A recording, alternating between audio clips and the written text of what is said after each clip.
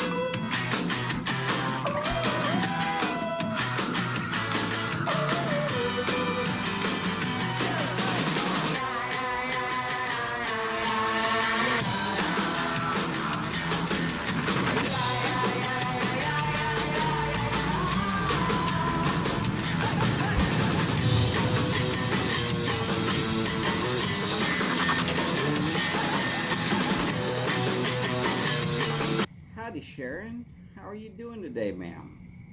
I am doing fine. I'm thinking I'm having a blessed day. How about yourself? Hopefully you're doing well as well. And, of course, just because I feel like putting it out there.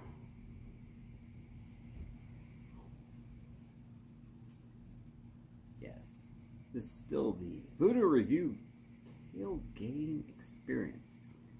For those of y'all who don't know,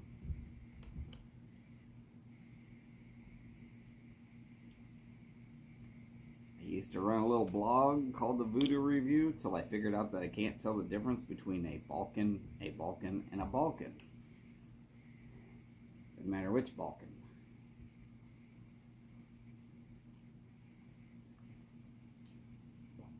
Staying hydrated. It is a little warm today. Just a little.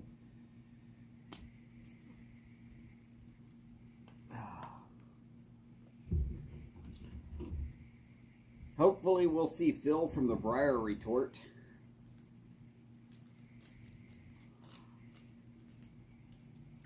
I know it's supposed to be Briar Report, but short of taking jabs at him every once in a while, which nobody else seems to want to do.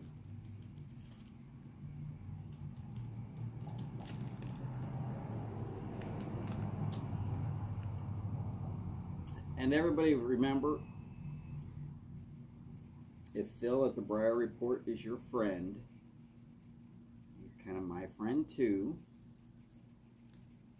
But if you've ever seen me on April 1st, you should know that's what kind of friend Phil is. He likes to watch me fill my mouth full of something that's, well, extremely spicy. Yeah. Howdy, Paul. Great to see you, sir. Oh, let's see if I can move this chair a little bit. There was some glare coming from the back.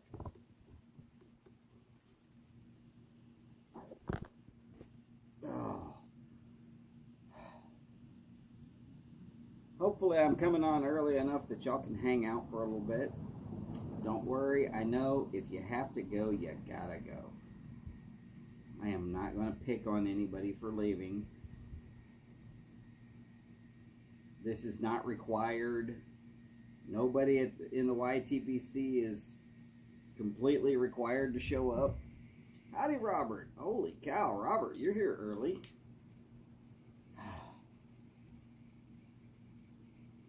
That technically bodes unwell for me.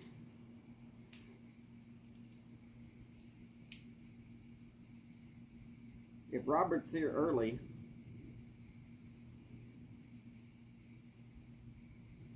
there's two possibilities. Either he's got something going on and he wants to go ahead and let everybody know he's not going to do a live later tonight.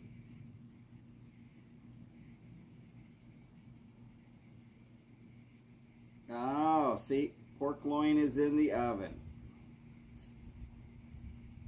Meaning, when it beeps, he's going to have to take it out.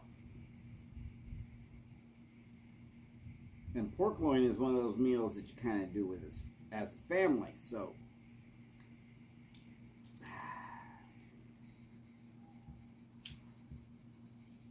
Might be SOL on Robert tonight.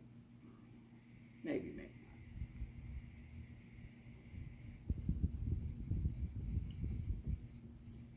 The other option was, oh, coming out in an hour. Yeah, you'll have plenty of time to eat.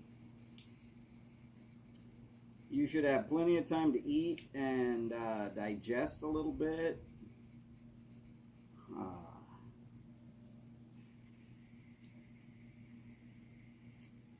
Get Karen through hair and makeup. At least get her out of the tanning booth.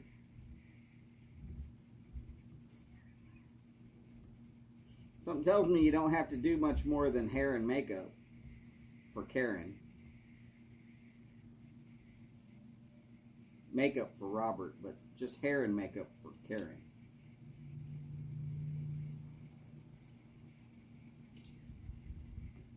Robert, that was not a bald joke. It was a statement of bald. That was not a bald joke. No, I wasn't joking about it. Don't worry. I went and got it all trimmed up today. It's been warm lately. I mean, severely warm. Kind of warm that makes you want to sport that kind of a haircut where it's all gone. Howdy, Everett. Great to see you, sir.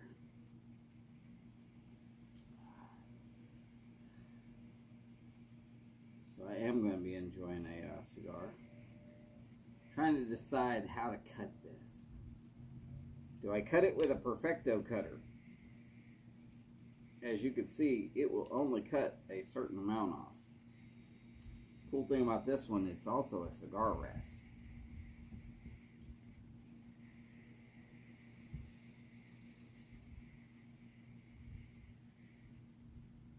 Made by Drew Estates. Or commissioned by Drew Estates. But do I want to punch it? Punch it!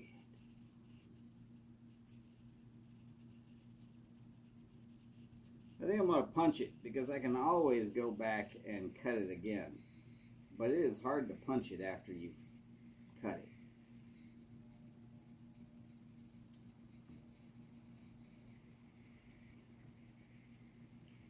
Shandy gaff. Wait, what?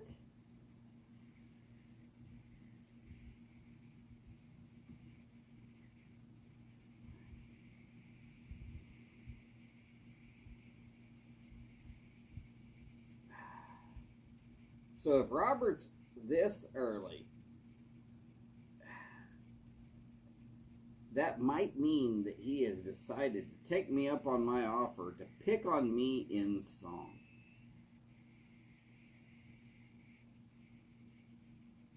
I'd be okay with it. Seriously.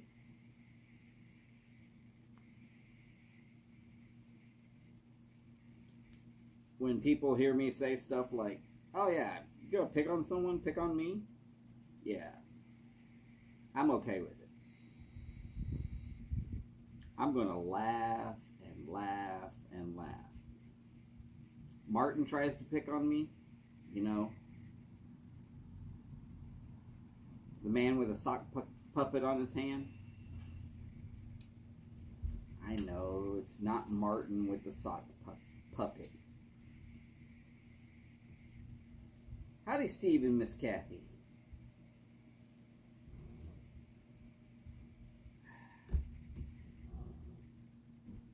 But yeah, when Martin goes to pick on me on the Let Her Rip Friday show, which is still on hiatus, meaning somebody still needs to step up and show up for Friday evenings. Not true. There's some people that are out there doing some lives now on Friday evenings. I think I saw Chad last Friday evening.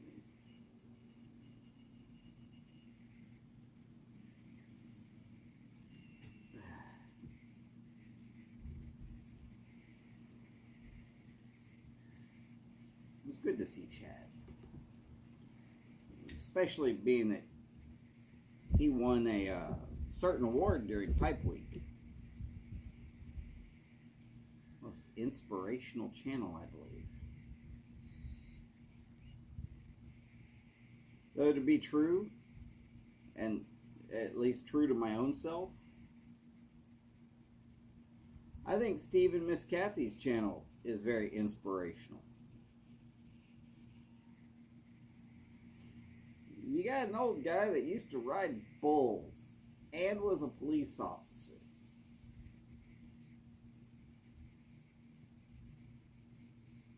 And you got a nice, sweet little old lady that was tougher than nails that lives with them, and they love each other, and they're still together after years and years. And they've lived a hard life, and they've decided that it's actually like a really good life. And that's inspirational. Just say that. At least I think so. Uh-oh, new music video is out. Alright. Well, Robert, if you picked on me, because I haven't seen it yet, I will look at it. You know I'm going to.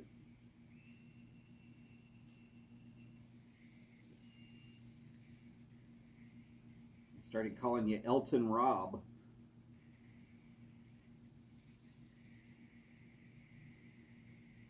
But yeah, that last one was... man, I was almost humming it all week, too.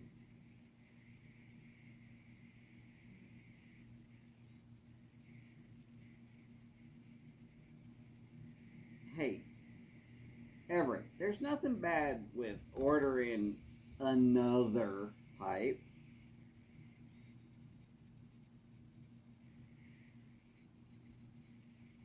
And Robert's already trying to tell you just to send it to him.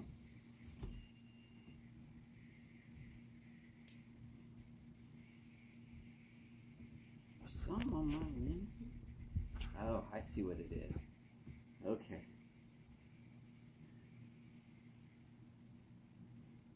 My camera was doing this weird adjustment thing, trying to figure out what was going on. There was a small little chunk of one of those dandelions, you know, the ones that you blow on and they blow all over the place, and then your neighbors find out that you're the one that did it because their lawns have nothing but weeds. You know the ones. I had a little piece of fuzz like that right near the lens, and it was trying to adjust.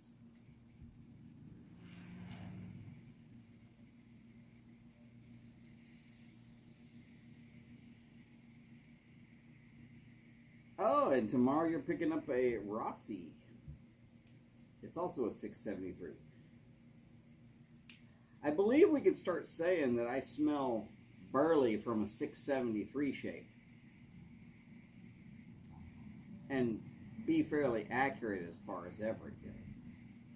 He does tend to like that shape.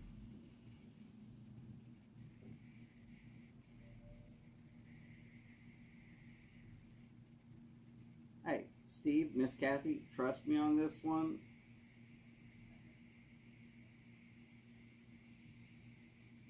I think anybody who made it past 60 is pretty inspirational.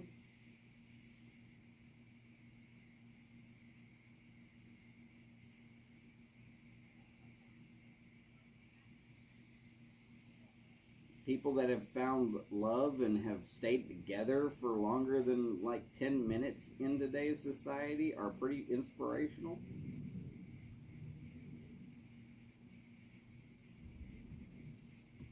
putting in the hard hours and making it work, that's very inspirational.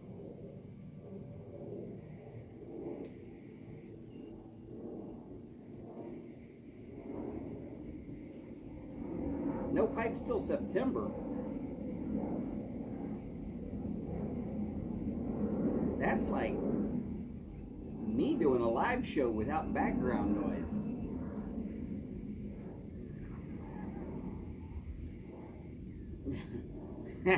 Or without smoking something. By the way, for those of y'all who are interested, this is a Monte Cristo. Let's see if it'll do it. This is a Monte Cristo in the Espada lineup, and it is called the Signature. You will find it with 3 bands. Now, I pulled the one off the foot before I light it, obviously. The one on the bottom says Limited Edition Espada by Monte Cristo. That's what it says here in all of this little writing. Hey, and it actually showed up pretty clear. Wow, that was amazing. Didn't expect it to do that. Then, of course, Monte Cristo with the Monte Cristo signature logo and the word signature.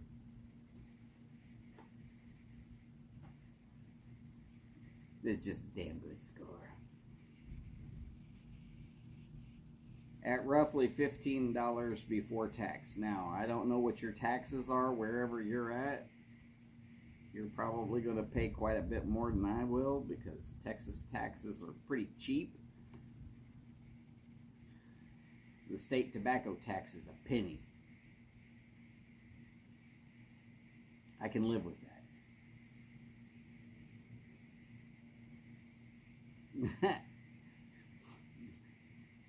Hey Robert, if you happen to see the golden goose, pick it up. I'll even send you shipping for it.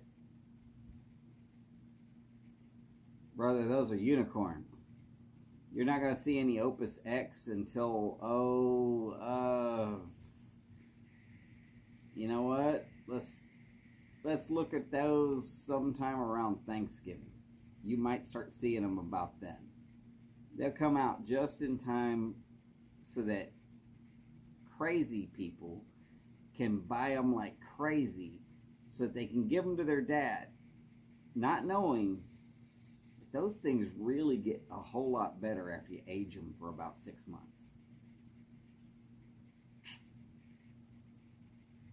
But if I see any Opus X, yeah, I'll pick them up. Don't worry, you won't be able to pay me for them. There won't be enough left of them by the time I get done smoking them. Right now, an Opus X is like McClellan's. People that have them are going to say, huh.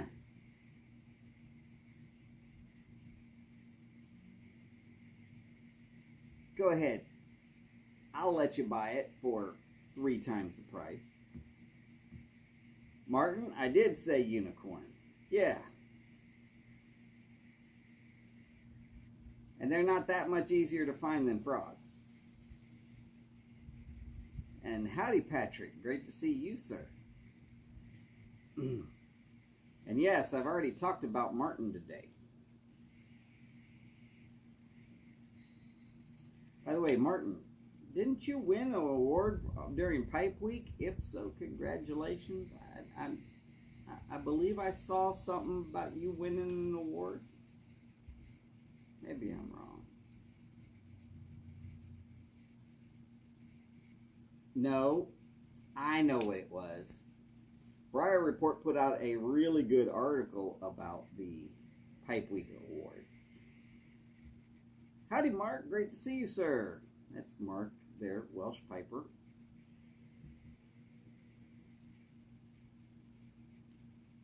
Yeah, Martin's channel did not win a Pipe Week award. but it was the most nominated because it got nominations in all of the categories.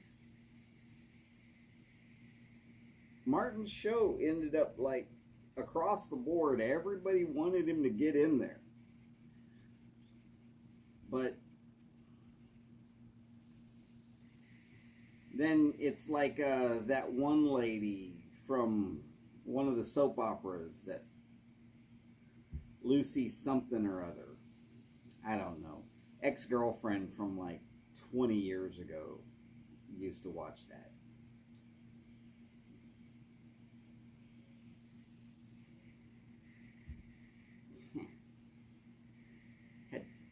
I had better things to watch. Come on, it's a soap opera.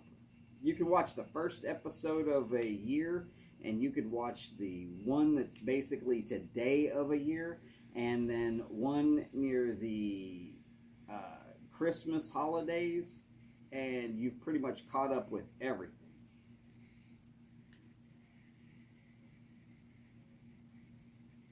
Storyline just does not progress that fast, though the kids grow up quick.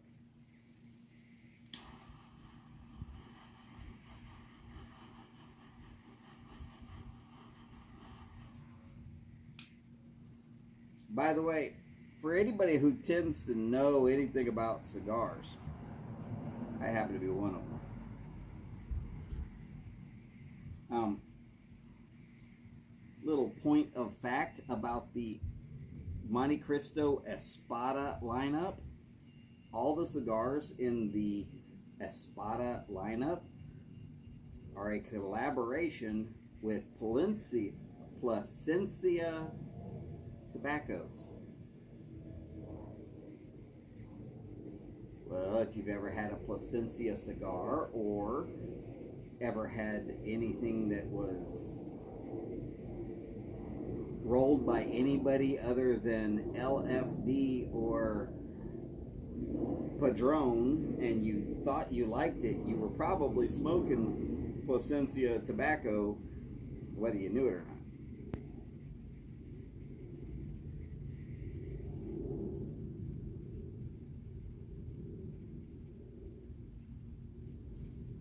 Ooh, wow, 278 pounds for a box. Oh, let's see. That's roughly 400. You know, I don't know.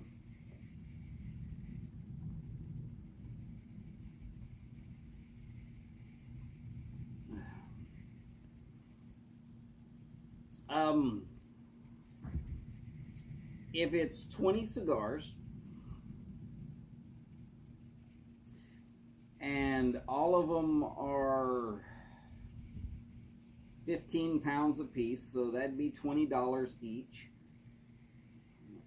give or take a little bit. I'm just trying to round that out. 20 cigars, $20 each, $400. So yeah,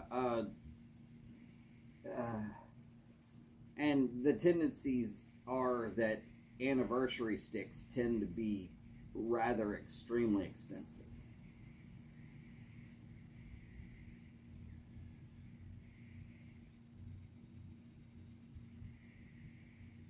So Paul, from what I understand, and this is because I read the Briar Report blog quite often, the awards are first somebody assigns the categories. So whether that was Phil or somebody else, I don't know. Nobody told me. I'm just telling you, somebody assigns the categories.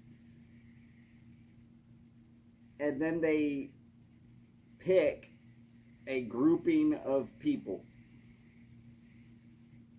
For this instance, let's say that we have 6 categories, and we decide to get a grouping of 60 people. So 60 people, and we tell them the categories.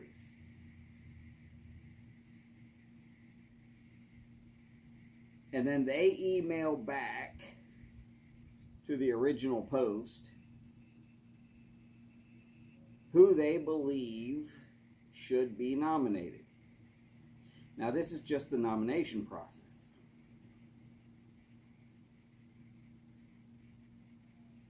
So, everybody sends in a nomination. The top 5 of each of those groups gets emailed back to everybody and told, okay, we know some people picked some people that are not going to be in these groupings, but so many of you chose these 5 that we said, let's just put it out there. These are the 5 we're going to vote on. So then they vote.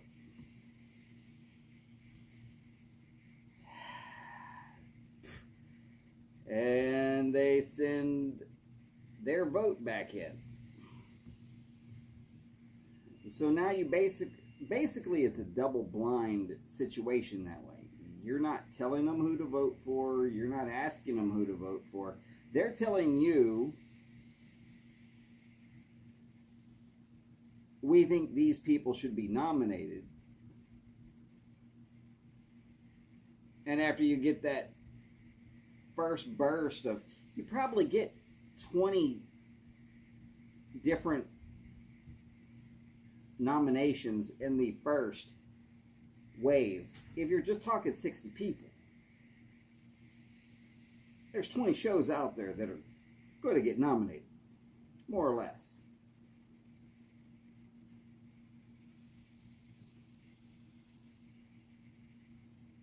But you just take the ones that were nominated the most and you say, okay, these 5.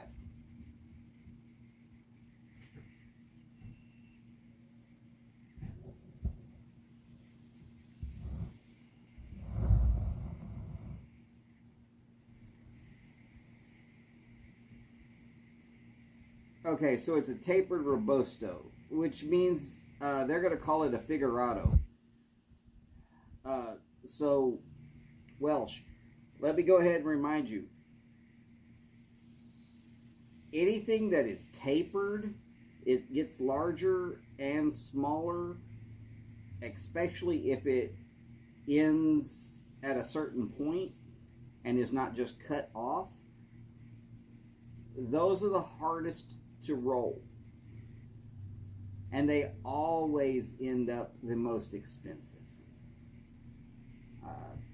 Figurato and Solomon is technically the same shape, and I mean, I love it when people come in and they want the Solomon of something and you don't have it, but you tell them, look, this one that is right here is within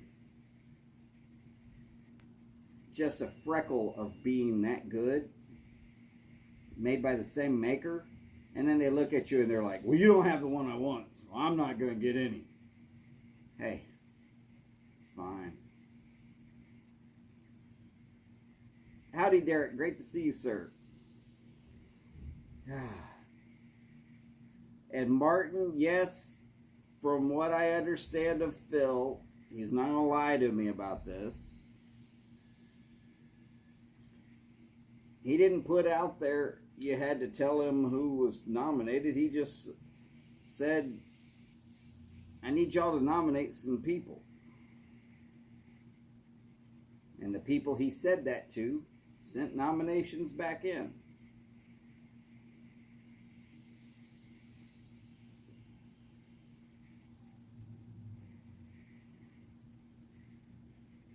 And then afterwards, he figured out who was nominated the most. Said these 5 are thereby nominated for voting. Sent it back out.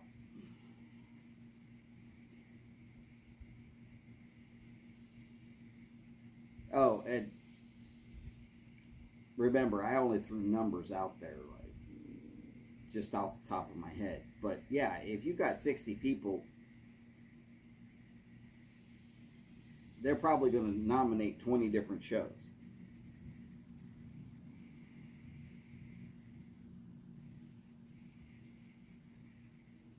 You've ordered 2 boxes via Pravada. I hope you like them. I haven't seen them yet. They're not in my shop yet. People are asking for Opus X and Amazon Basins and Feral Pigs and Andalusian Bulls. Yeah, man.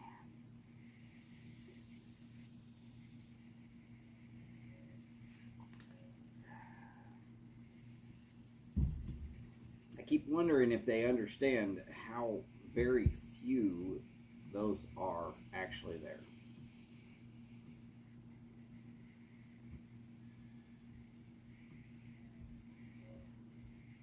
Steve, I'm always leery about any of the knockoffs.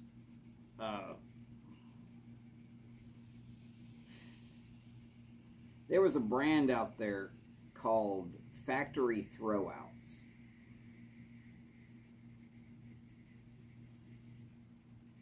And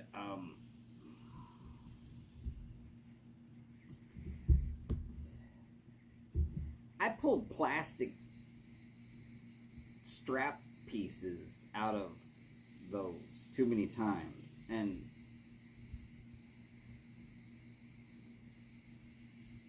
you know, I don't want to talk bad about a cigar, but I'm always leery about throwouts and knockoffs because of stuff like that. Martin, I like Mortensen. I really do. He makes me laugh.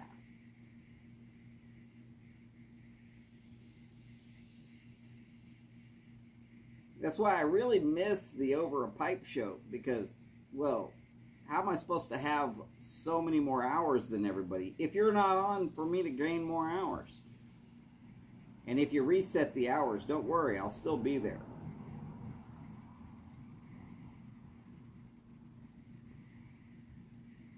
I might be at work, you might be on mute, but I'll still be there just to collect the hours.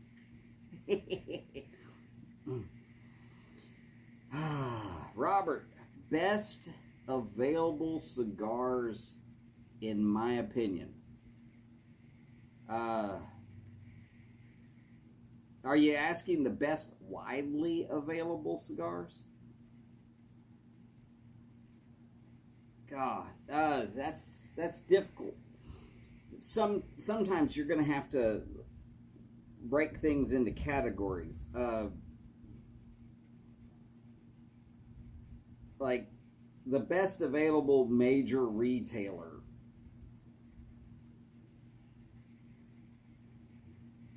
I'm probably going to say Padron. Because their cigars are so consistent that it's just unbelievably good.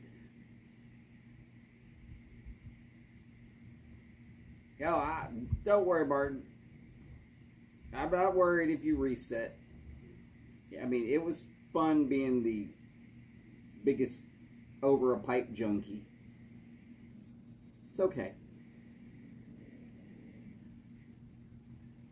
Best for you, a Virginia lover.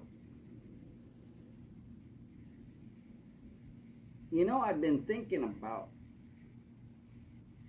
if I was to send Robert a cigar, what cigar would it be? Why would I send him each and every one? And you know, the first cigar I came up with is actually not all that expensive.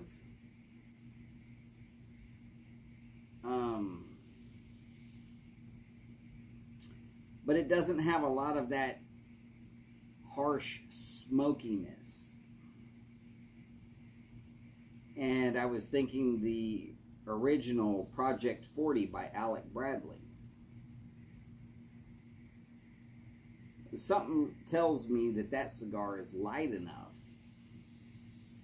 and flavorful enough that Robert would smoke it and not be like, oh, well, that's horrible.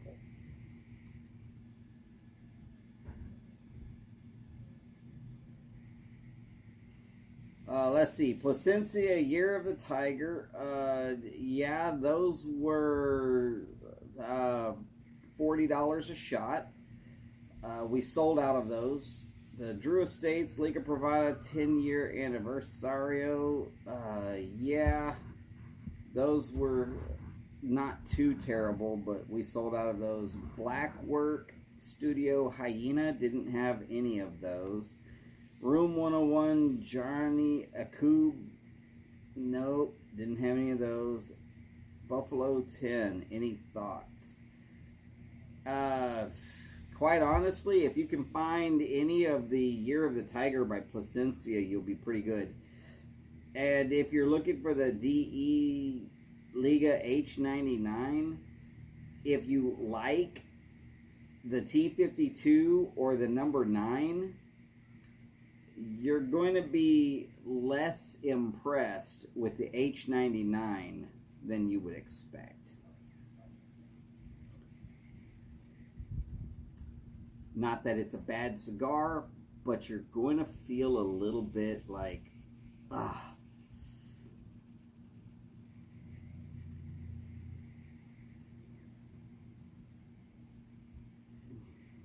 Huva Ilta, Boris. Great to see you, sir. Oh, yeah. Well, Boris is always going to say the best available cigar is probably going to be the, let's see. That'd be the D4, Partagas D4. But if you're in the United States, getting one of those is about impossible. Oh, you've not had any Drew Estates yet. Well, might I suggest starting with the Rats and the Papa Fritas and finding out if you like the taste or not. That way you're not throwing too much money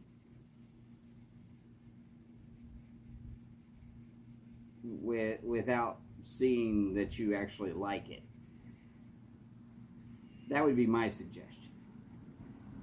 The Dirty Rat and the Papas Fritas, if you can get those,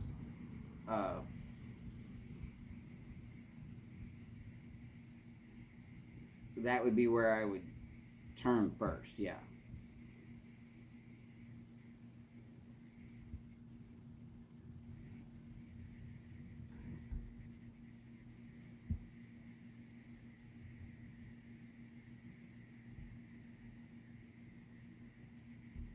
Interest versus 50 note.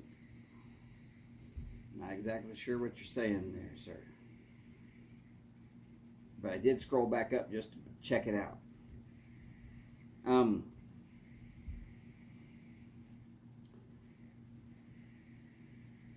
So for me, if I was to say best cigar, for me it would have to be dependent upon my mood, where I was in the day, what I was able to do. Am I enjoying a great conversation, or am I more enjoying a great cigar?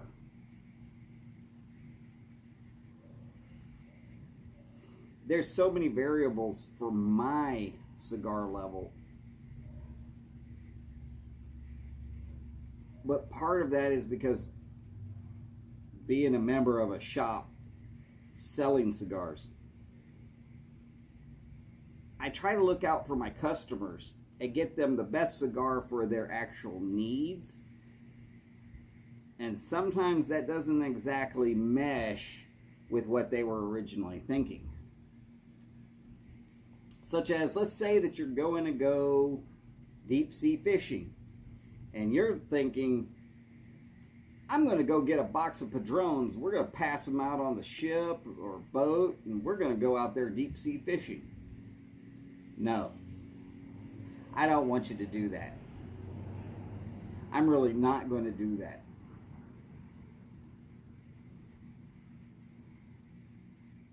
What I want you to do is get a bundle of okay cigars, something cheap, because as you're riding the waves out there, if it splashes over and soaks your cigar, if you got a $30 cigar, you're pissed.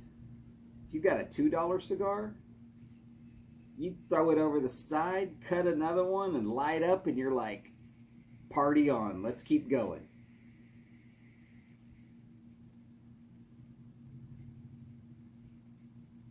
If you're pissed off before you even get out there, you're not going to have a good day. If you're thinking you're going to golf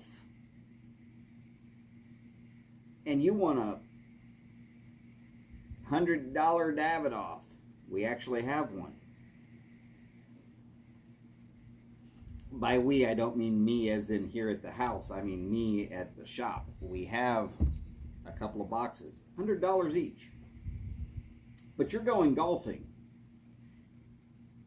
Well, if your name's not Michael Jordan or Jeff Bezos, no. You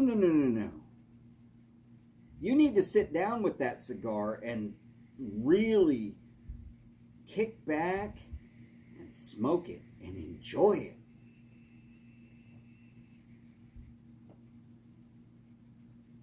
You don't need to be running around out there where you might accidentally drive one perfect and then take a step back to really admire where it's going, and then when you look down, you realize you stomped your $100 cigar.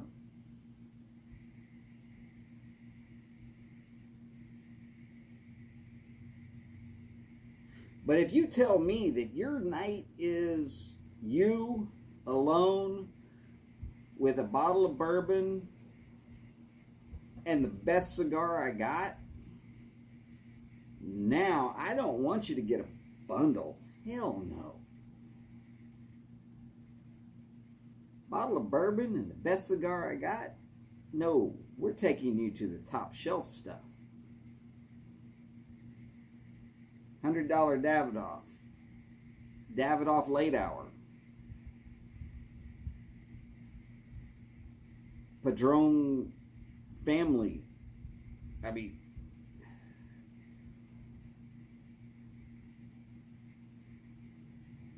I'd almost feel bad for you to get the H. Upmann 175, which is a damn good cigar, but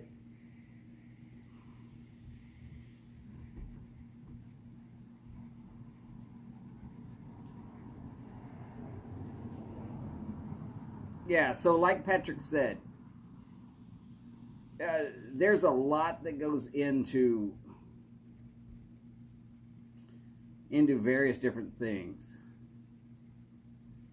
Tried the Leaf by Oscar this week. Really nice. Better than the Alec Bradley Filthy Hooligan, which, right? Smoked it to the nub. Very good. Not a problem. Robert is saying he would never buy a cigar over $10. Robert, then you will never like a cigar.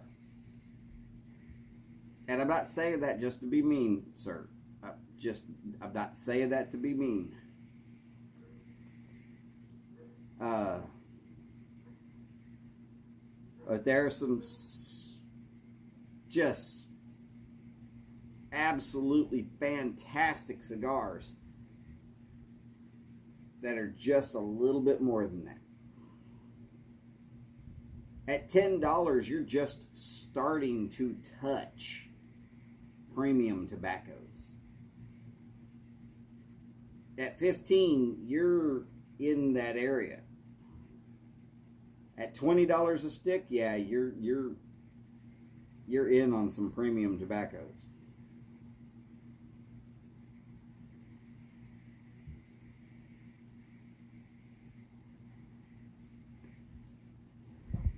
Patrick, Andalusian Bull all day on that question. Not even a question. Not even close to a question.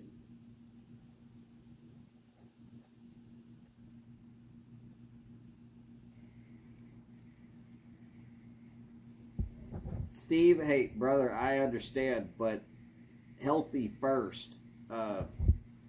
And I'm not trying to smoke this cigar and make you jealous of me, but look, I came prepared with some big bottles of water here just so I could sit out here in Houston heat, and it ain't 115.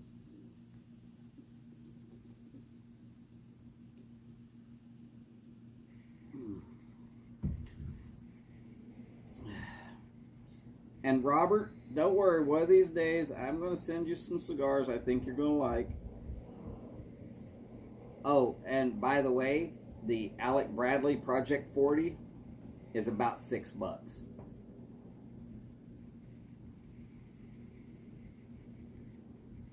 You'll catch notes of honeysuckle and black tea. And when I say honeysuckle, if you've ever walked across the street from a honeysuckle vine that's growing on a fence and the wind's blowing at you, you can smell honeysuckle. It's going to be there.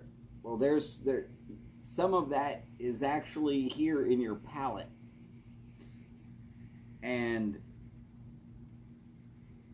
that's the two most straightforward notes that I get off of that cigar is honeysuckle and black tea. Now they're not out there slapping you in the face telling you honeysuckle and black tea, but you're going to catch those notes. They're there. So for Robert, with his Virginia kind of a thing,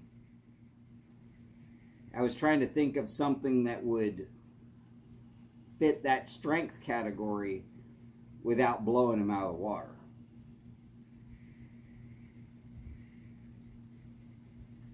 Patrick, there is no doubt on that statement. Cigars are definitely controlled with a learning curve. I've been learning about that curve for a long time.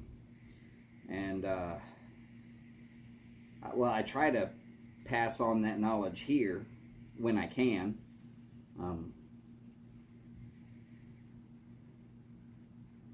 And I don't mind. Trust me, I don't mind. It just has to do with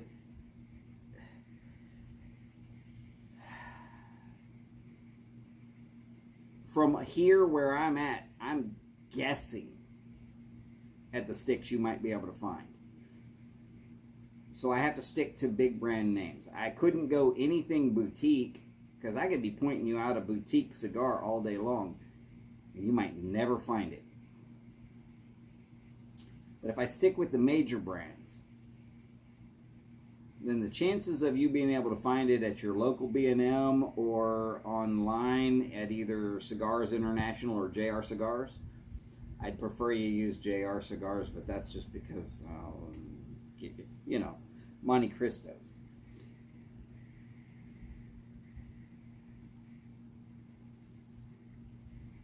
Welsh, what is my preferred profile in a stick? Now, this is going to be difficult for most people to understand.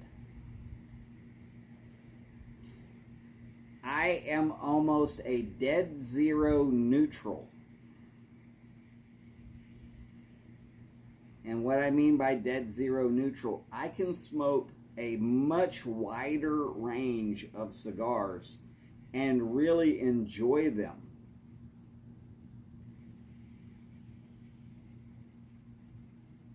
most people's palates are very straightforward, thin line. But because of my dietary needs as a young adult, and because of my eating habits, which is pretty much, if it's food and it's not going to kill me to eat it,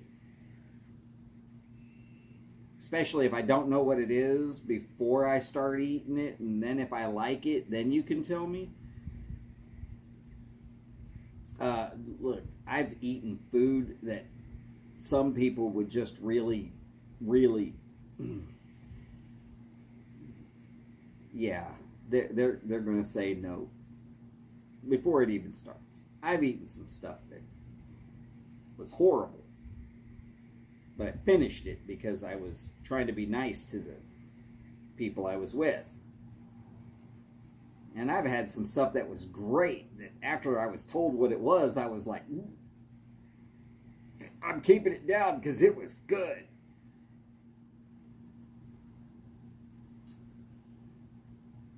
Now, primarily, I like a stick with a little bit of pepper, a tad touch of sweetness, but not an artificial sweetness. I want something that I can taste the tobacco and I can know that that sweetness is coming from the tobacco.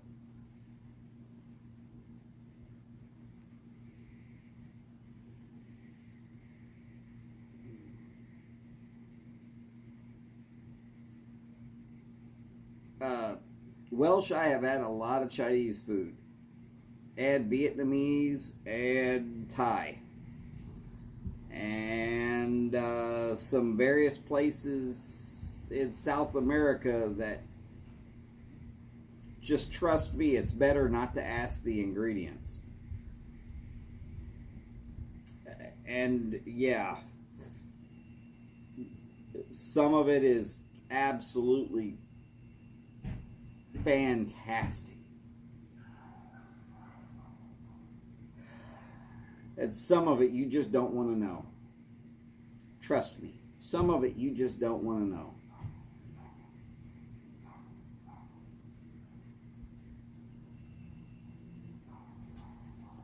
One of my favorite things is there's a paste, soupy kind of a paste that's made out of frog and peppers. And it's Vietnamese, according to the lady I know who was from Vietnam. And it was from her one little village, because only the people in her village would eat this. It was not like all over Vietnam. I've talked to people from all over Vietnam trying to find the recipe for this stuff, knowing full well that it'll probably turn my stomach just making it, but it was so good. And I want more. But you ball up a ball of sticky rice and you dip it in this sauce, which is basically frog and peppers. Well, I got to know what kind of frog. I saw her make it once, and trust me, I was like, you're doing what? I'm not going to even tell you the way that it's made, but just is like, wow, so tasty. And spicy. I mean, makes your head sweat kind of hot. No, not like level 5 billion Scovilles, you know. It's not the world's hottest chocolate bar, but it had some kick to it. And like I said, with a ball of sticky rice, it was good.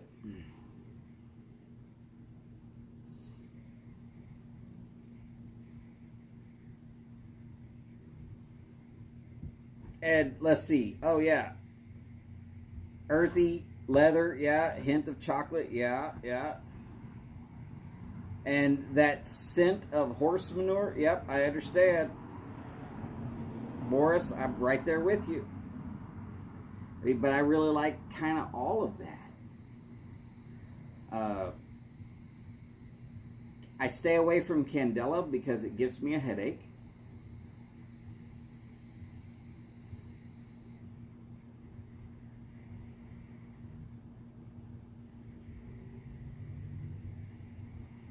Yeah, Steve, nothing irritates me more than walking into a shop to spend money and realizing that nobody at the shop gives a damn if I'm there or not. Because that's normally about the same time that I say, well, you know, if you're not really interested in trying to get my money from me, I'm not really interested in buying any of your product. Good luck when it comes time to pay rent.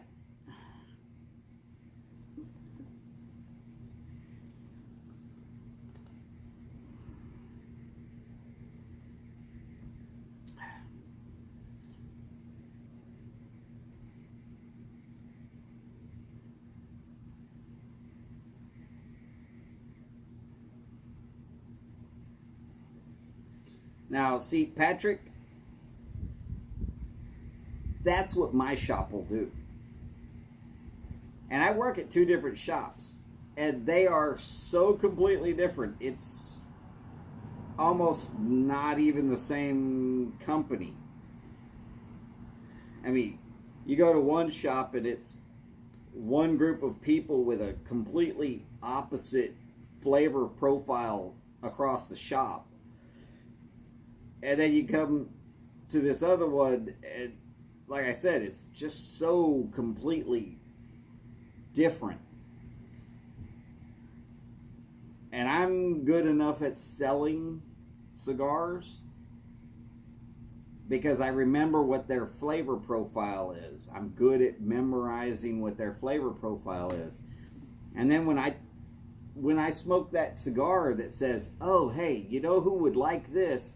And I run down that list. And every time I see them, I'm like, hey, got another one for you. Got to try this one. But I also kind of try to remember what their monetary profile is too.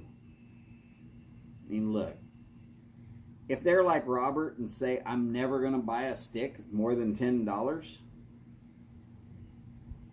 okay. If I see one for 11, I'll let them know. 11.50, I'll say, hey, look, it's a little pricey for what you normally like, but you might want to give it a shot. Save up a couple of nickels and dimes. But if it's like $20 and they are not buying a stick over $10, there's no way I'm twisting that arm hard enough to get them to try it. Short of handing them an extra $10 and saying, try it. But then I know that all I've done is throw $10 away because they'll try it, they'll like it, and they'll say, but I'm still not buying one over $10. Howdy, Matthew. Great to see you, sir.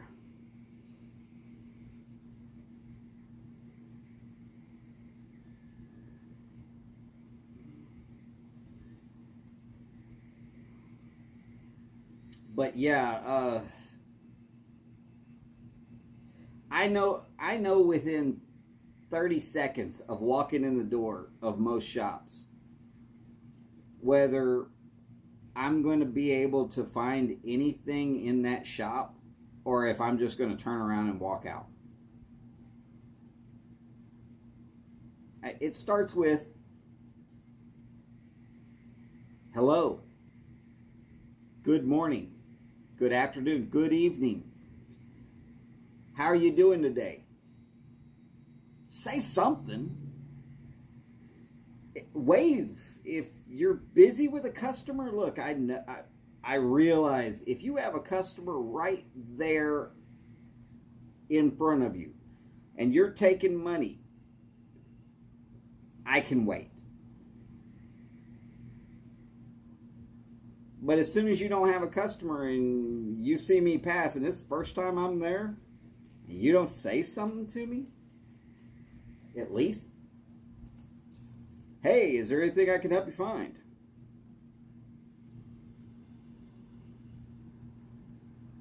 Because if it's the first time there, you don't know my profile. You don't know anything about me. You don't know if it's the first time I'm looking for a cigar. You don't have any clue what I'm there to do.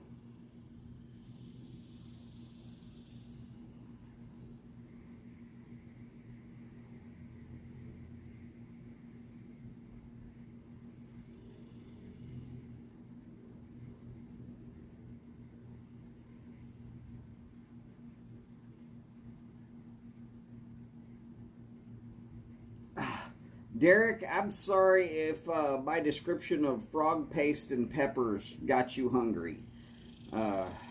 Look, I can't think about that stuff without my stomach growling because it was great. I loved it. But I'm not going to tell y'all what's in it. And I only saw her make it one time. And it damn near turned my stomach to watch. But being that I've never found anybody else that can make it, and she said it was a food that was just out of her village in Vietnam. So,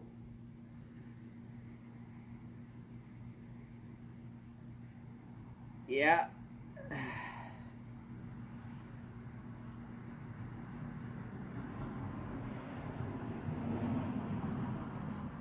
So, Welsh, today I am smoking out of a punch. There's a lot of guys that like to use a V-cut. And, I mean, I'm good with doing a V-cut. I don't really have a problem with that. My one issue with a V-cut is if you don't have a deep enough V-cut, you almost never can get the damn thing to smoke.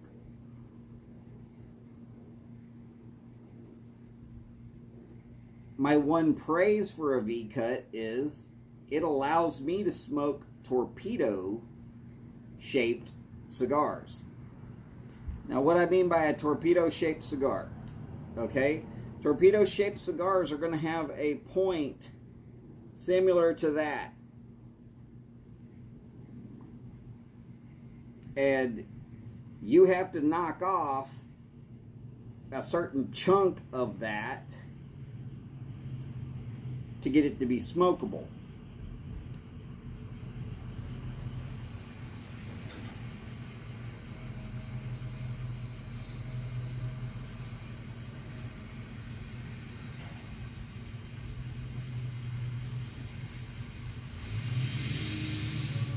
Oh yeah, Boris, believe me, I've got all the noisy friends. Diesel truck too.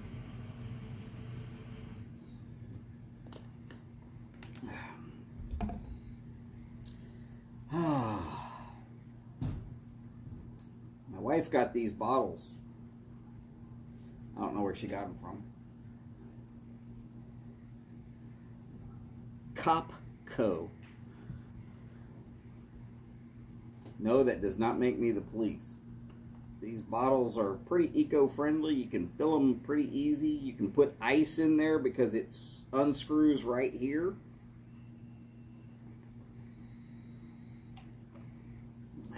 Comes with a lid.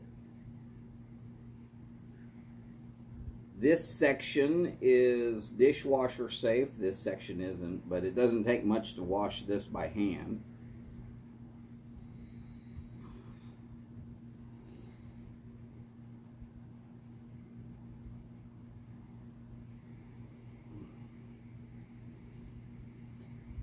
Oh, as far as this being a Toro, it's a little bit of a heavyweight Toro if we're looking at the truth of it.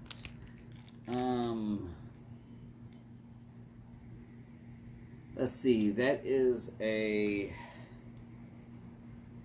55 ring gauge instead of a 52 or 54. So it's a little bit wider.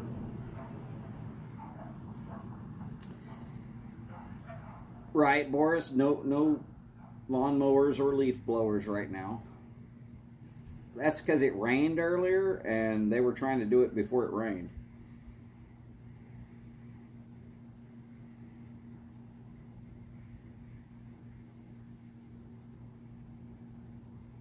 You were watching a guy with 19,000 subs that smoked a cigar.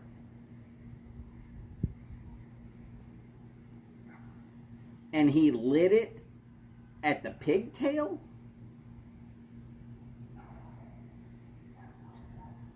Okay. Look, there's all types out there. If you want to light a cigar and smoke it backwards, okay.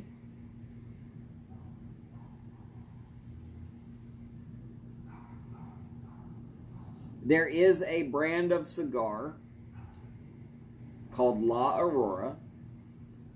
They make these perfectos. They call them, the one that I'm going to speak of is called the Ruby. Comes in a weird tube that is really, it's like a extremely oblong egg.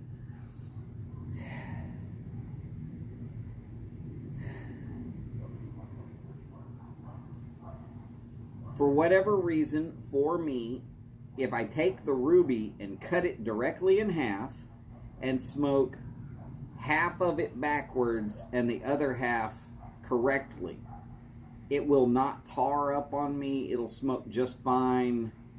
It's great.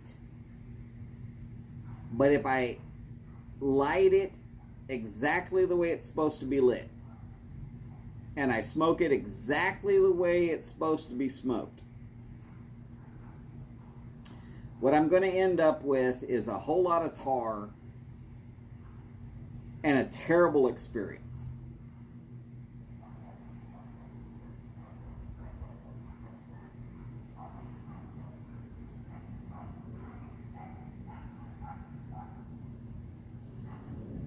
Would I ever suggest to anybody to light the pigtail and smoke it from there? No. No.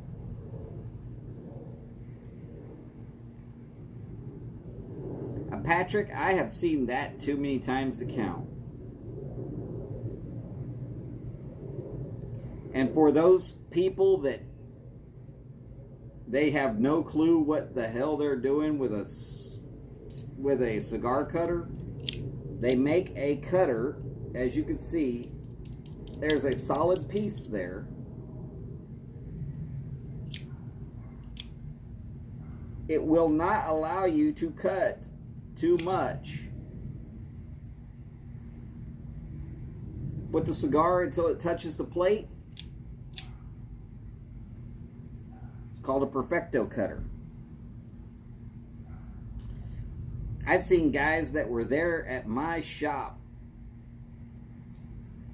and before I could stop them, they were already completely jacking up the cigar. And I knew they were going to complain about it later. But I'm not allowed to treat everybody like they're a novice.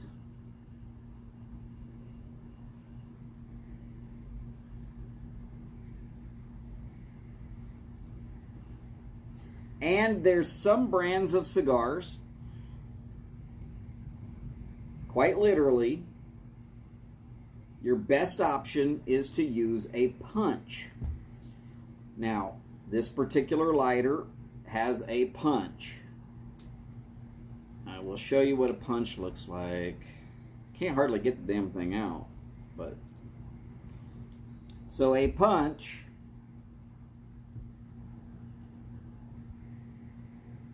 is just a ring of steel that's sharpened. You load it into the end of the cigar and you hold it real still and just give it a few turns until it sinks through the head. One of the cigars that I've sold a ton of, don't really much care for, but I still sell it. I sell a lot of them. People love them. And I am okay. They taste great. But if you cut it with a regular cutter, it is going to be all downhill. it will come unraveled. It's called the Java. It is a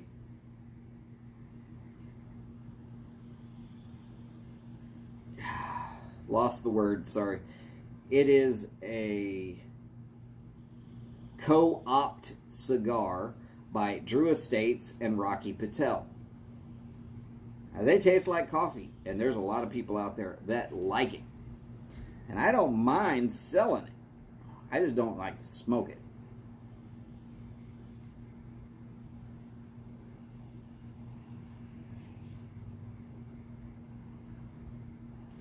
Yeah, Boris, that's like perfectly okay if they're going to use their own cutter, but not okay if they're going to try to do that with the shop cutter. In fact, I threw a guy out because the first thing he did was get a hold of it, deep throat the damn thing.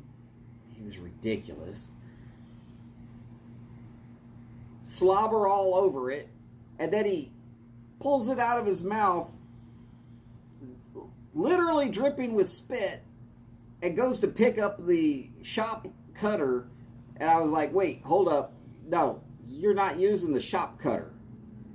Not after you just basically made sure to spread germs on to everybody else who uses the shop cutter. I can't allow that. And he got pissed. I told him, look, I am not coming home and French kissing your wife.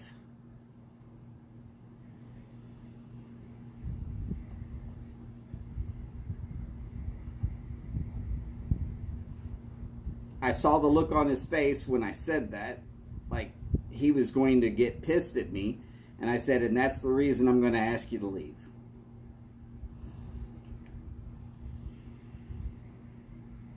And I told my boss what the deal was. Even better, he called corporate. Oh, this guy threw me out. My boss has a video camera right on where the cutter is.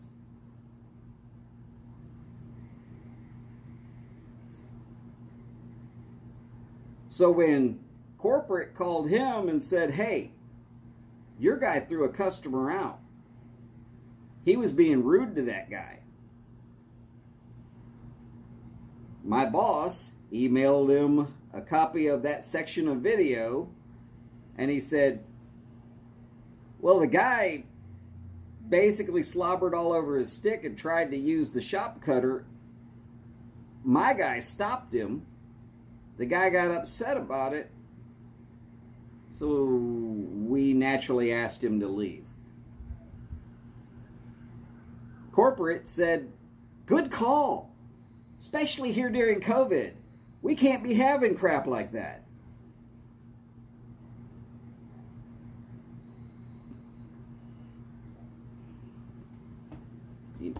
No big deal, but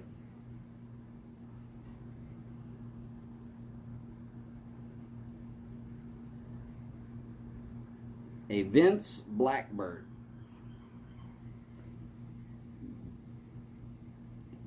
Quite honestly, I've never heard of a Vince Blackbird. But if he likes smoking it backwards, I mean, I'm not going to tell him he's wrong.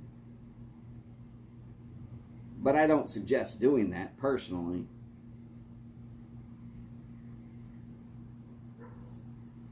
So what you do with a pigtail? For anybody who doesn't know what a pigtail looks like, well, it looks like a pig's tail. Short little curly stub on the top end of a cigar. You get a cigar cutter that you can go all the way through. Put one blade in. Bring your cigar up to that blade. Put the pigtail underneath that. And then close the other blade off. effectively taking the pigtail off. There should be enough of a hole at that point to at least get a little bit of airflow. If you would like it larger, go ahead and cut again. Remember, it's a little difficult to put the tobacco on after you've cut it off. But you can always snip a little more. Okay, you do have to have a sharp cutter.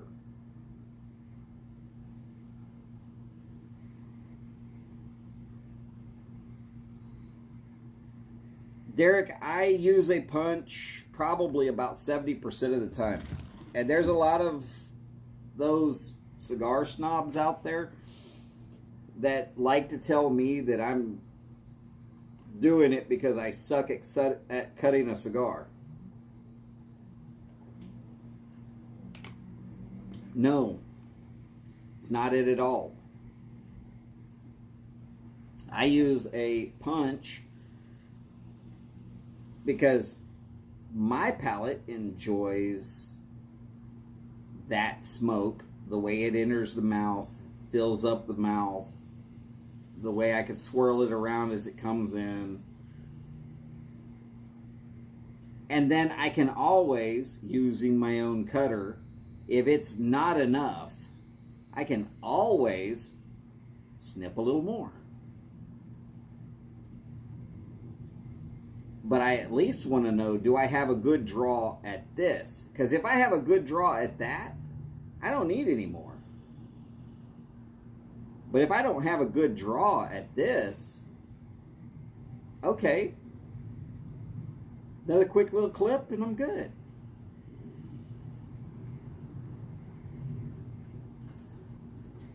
Welsh, there's a lot of guys that actually do use either their teeth or a fingernail. I've seen it done, obviously not by me. I use a knife quite often,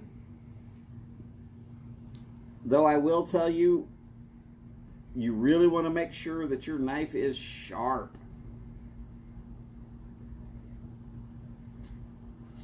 And Patrick, for me, realistically, I'm right there with you. Depends upon the shape of the cigar. A cigar with a extremely flat head, I will use a punch because it eliminates the unravel for the most part. A cigar with a torpedo-shaped tip, I am almost always going to use a V-cutter because I have to open it up, but I don't want to lose a whole lot of the cigar opening it up because I'm a wet palate smoker. If I don't open it up effectively, all I'm going to have is tar all back in my mouth. And then on certain sticks, if I know that it's going to be a tight draw anyways, I'll start with a flat cut. But those are going to be round-headed cigars.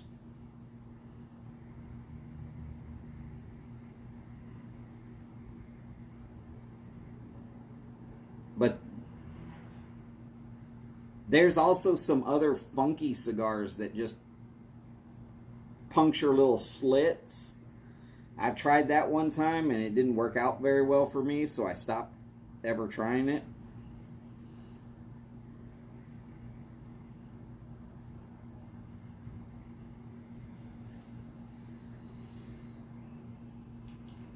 Welsh, I always recommend that you get a punch that has some sort of way to mechanically remove the little plug of tobacco. On this lighter, there is a post right there. So when you close the punch, it'll pop that plug out. My favorite punch is shaped like a spark plug made by Zycar, and it twists open and twists closed.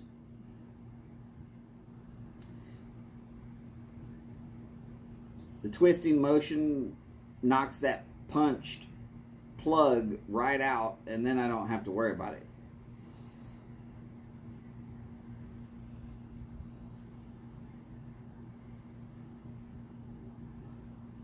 Derek, if your selection is mostly a flatter head stick, then yeah, I would definitely suggest using a punch.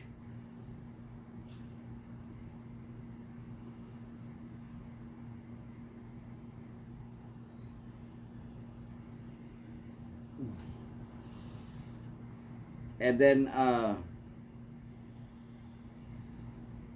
as Boris said, you kind of want to pay attention to the fact that their punches come in various different sizes.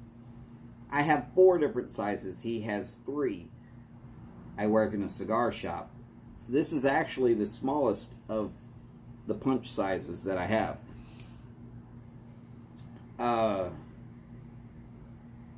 Sometimes, depending upon which cigar it is, I will get one that has a bigger punch, because I already know it needs more hole than that little lighter punch is going to do for me. On anything 60 ring gauge or better, I will use the spark plug one. But I tend to smoke more 60 ring gauges than anything else.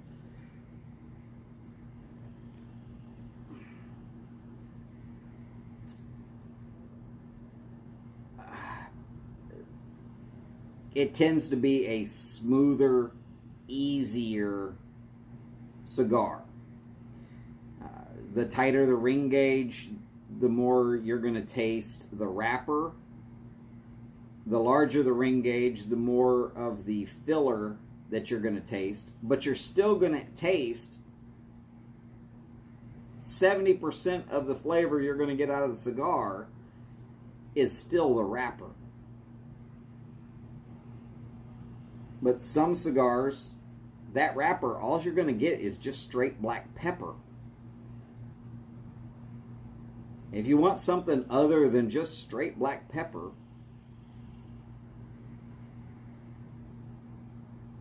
you're going to have to go with a bigger ring gauge.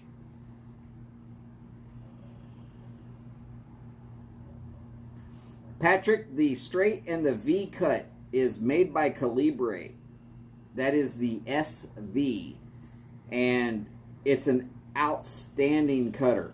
You're going to pay big money for it, but to have one cutter that does both, my opinion, actually, it's worth it. Plus, it's the Calibre V-cut, which is the deepest V-cut on the market, which for me, I find works better for when I'm using a V-cut anyways than any of its competitors. I don't sell them in my shop. I wish I could.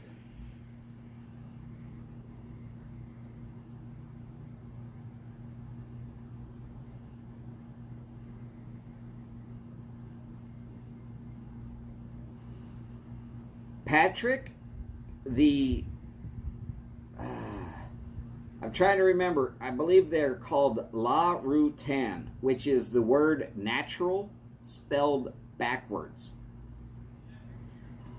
They are made by Drew Estates, and they're actually decent cigars. I don't mind suggesting them. I don't mind suggesting them at all.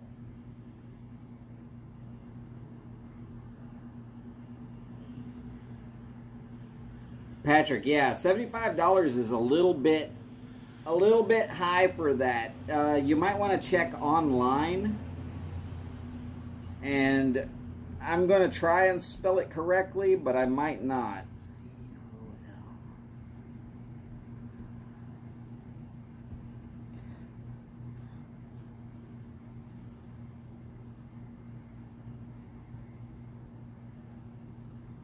Colibri, or Calibre. I don't know how to say it correctly, but you can probably get it online for cheaper than that. Plus, you can actually select which color you like. Now, it might be that you got to end up paying for shipping, but normally they're like expensive enough that you can get them with the shipping cost kind of waived, or maybe you just get a lighter to go with it and you're good. And Derek, yes, okay, so it is the La Rattan. Okay, I've got no problem suggesting that particular cigar to people. If I had more people that were pipe smokers at my shop, I would have more than the 1 or 2 boxes that I have at my shop. But I'll be honest, there's maybe 4 guys that come in and smoke a pipe ever at my shop. And it just doesn't make sense to have a lot of pipe tobacco loaded cigars if you don't have a lot of pipe tobacco asking customers.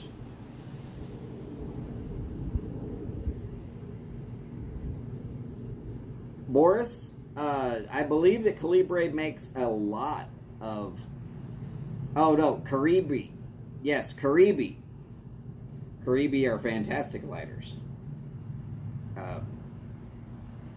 Zycar has kind of fallen downhill, though, after they got bought out. And I forgot who it is that bought them out. Previous of being bought out, Zycar, with their lifetime guarantee, if you took it back to any shop that sold Zycar, they would just exchange it. Oh, sorry that broke. Here, have this one. And then they would wait for the Zycar rep to show up, hand them a box of stuff. The Zycar rep would box it up and say, this is the shop that sent this stuff. Boom, it would go to the shop, and like magic, we'd end up with new stuff. After they stopped doing that, it was, yeah, it was,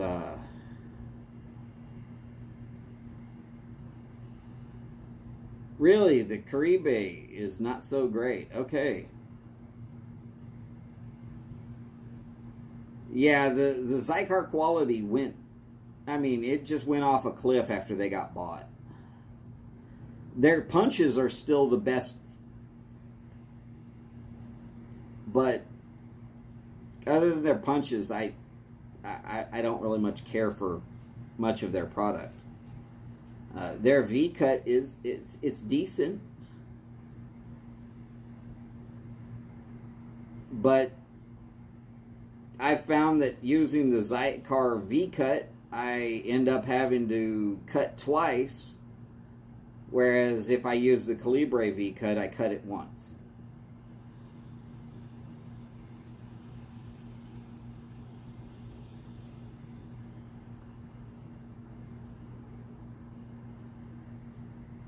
Okay. So the Kabuto is subpar, but the Mikazuki is pretty good. Well, that's good to know. I do have 2 old school Zycar from back when they were still really good, still in the shop, that are pipe lighters. Probably I will have them still at the shop for quite some time. Though, I am tempted to just go ahead and buy them and send them off to people that might like them. But it's a soft flame, and it's not going to do very good for a cigar. We don't have any pipe stuff, so why we still have them, I have no clue.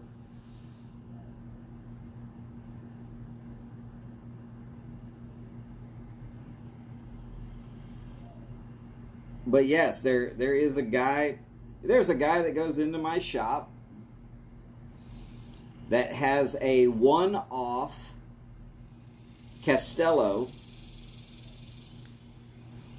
that was made way back,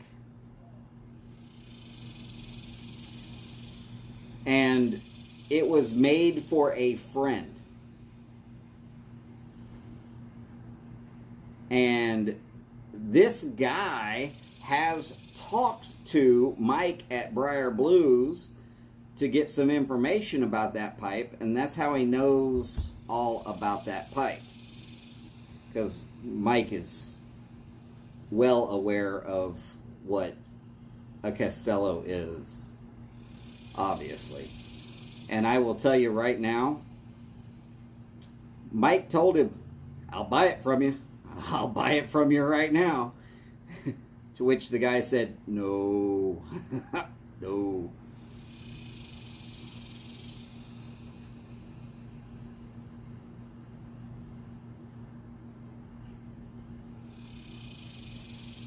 Oh, Derek, that's horrible. I am sorry that their warranty claims department is a little bit of a pain in the butt. Oh, nice, the Castello book. I wouldn't mind reading that my own self. Of course, I don't have any place to put a decent book.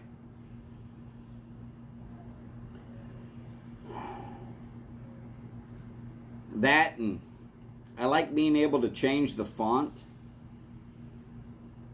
which is why a lot of the books that I read are either on the Kindle or now on Google Books, because I can no longer purchase books from the app directly to the app.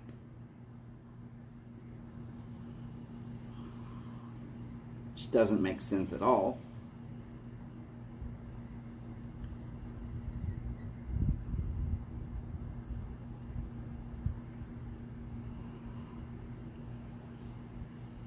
Oh well, that's Amazon losing money.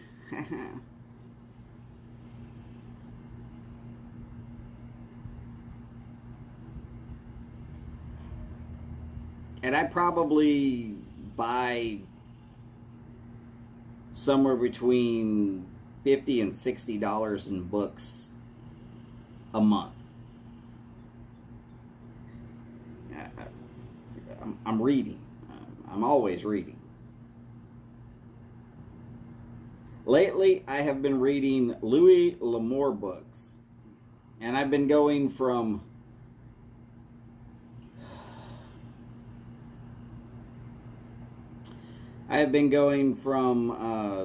the first book he wrote in chronological order, only skipping the Sacketts. Now, some of y'all might not be into Western type books. Look, I understand. If you're not, that's fine. But one thing I will remind everybody is Louis L'Amour put a lot of pipe smoking and cigar smoking and occasionally cigarette smoking in his books.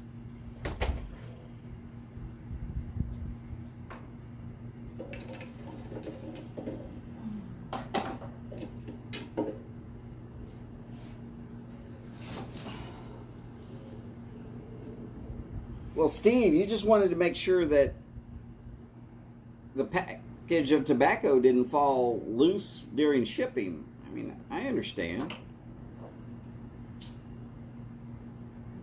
If he doesn't have a sharp enough knife, that's not your fault. I do.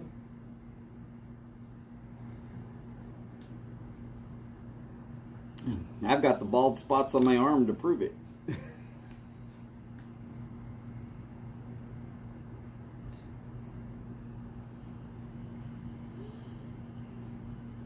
I even sharpened up that one that he sent me. Holds blade pretty good.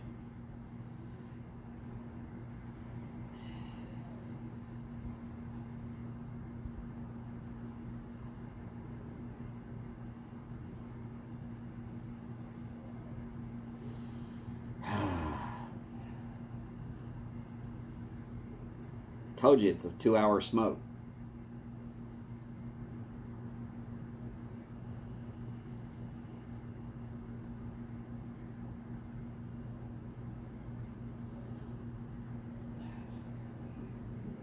Steve, next time what you do is you get a little chicken wire, you wrap it with chicken wire, and then you gorilla tape or T-Rex tape the chicken wire on there too. Then they've got something to complain about.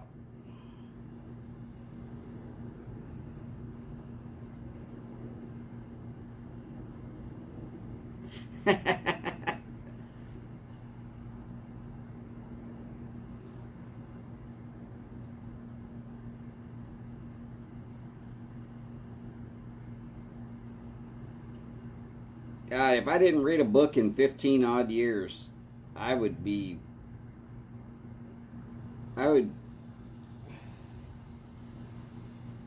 Yeah, that's not going to happen. Just no.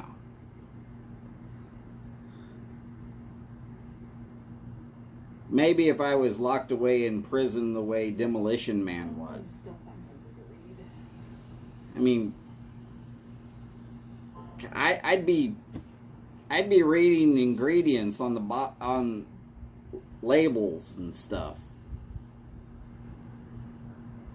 There's no way I would not be reading something.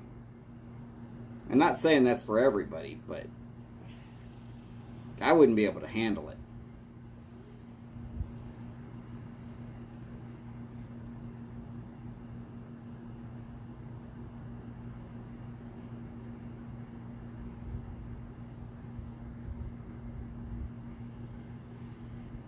No. Derek's got some Lane HGL in a Peterson 606 spigot. Very nice.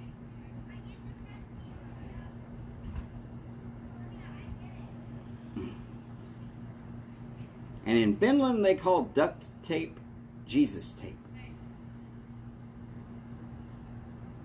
Okay.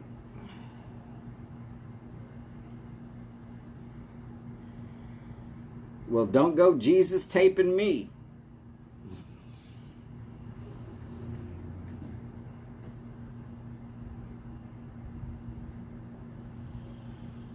Pound of Krantz and a pound of Pegasus. Good Lord. You're going to do some serious smoking over there, Derek.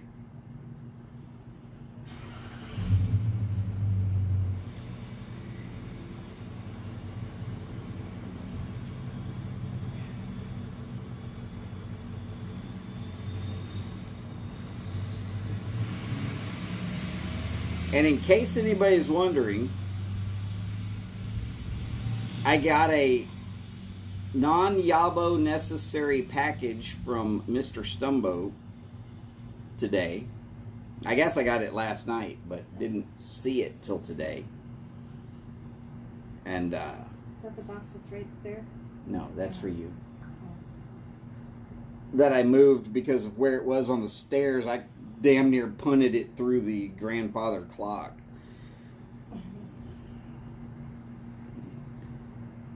Right there at the bottom of the stairs before you can turn the corner, and it's right. That ain't gonna work.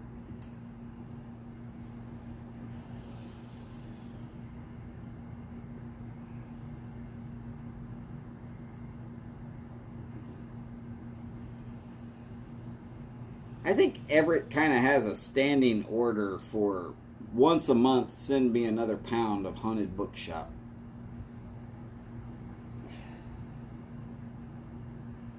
Hey, it's okay to know where your lane is. Some people like to try everything and they never really find a true favorite. People like that should definitely work inside the tobacco industry of some sort. And then there's those people that they find where their lane is and they close it down and they say, this is my lane. This is what I like. And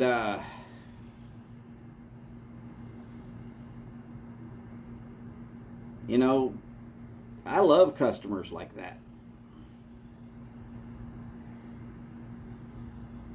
I got a guy that comes in and gets 3 boxes of Oliva, Connecticut Reserve Churchills on a very regular basis. He's in and out of the shop in 15 minutes, dropping $600 like it's nothing. He knows his lane. He stays right there in it. I got another guy that comes in and gets 2 boxes of Avo number 2s. He knows his lane. He stays in it. We have tried with these guys to say, look, if we can't get those, would you like to at least try something else that's here at the shop? Maybe we can find something that you like better. Maybe we can find something that's roughly the same price that you like just as much, that you could use as a standby. Both those guys have said, no. If I can't find it here, I'll just come back the next day because it should be here by then. Not a problem. We'll just keep ordering. Every time you walk in, we'll put it on the order to, here's those extra boxes of stuff. Both sticks we sell. But if we ever stopped selling those sticks because those guys went away, it would take us years to move just their orders. So we always kind of worry about that.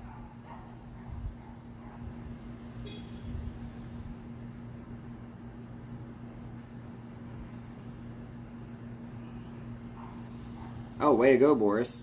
Hopefully that works for you.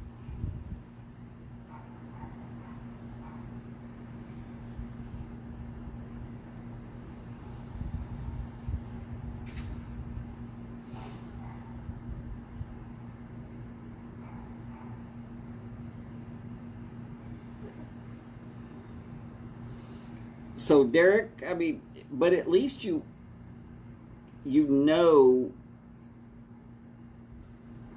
where you find your sweet spot with pipe smoking.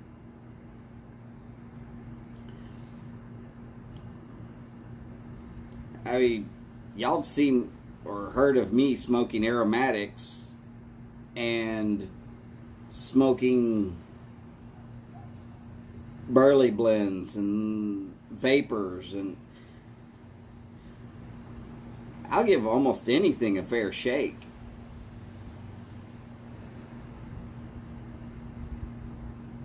But if I was just to say this is my lane, Englishes and Balkans, that would be my go-tos.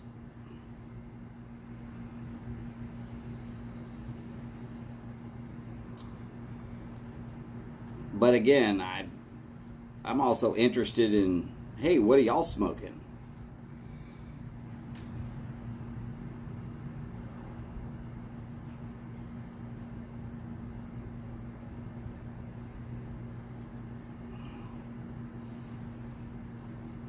And if I find that what y'all are smoking, I've tasted that before, but something else, listed as something else,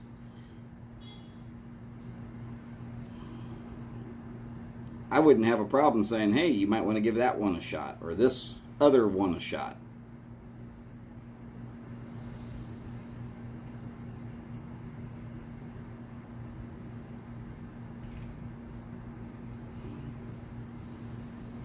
Yeah, but Boris, you also smoke Cuban cigars. And that's not working for me.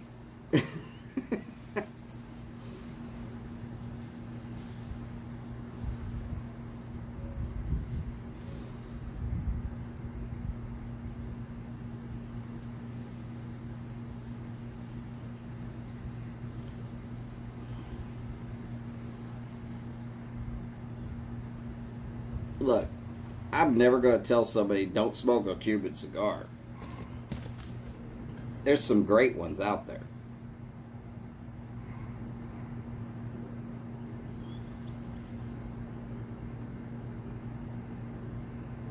Welsh, I definitely have in the cigar world. And I definitely have in pipe tobaccos.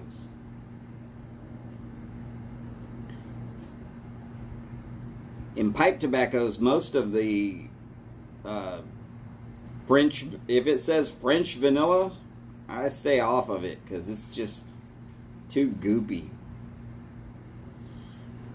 And what's that other one? Molto Dulce.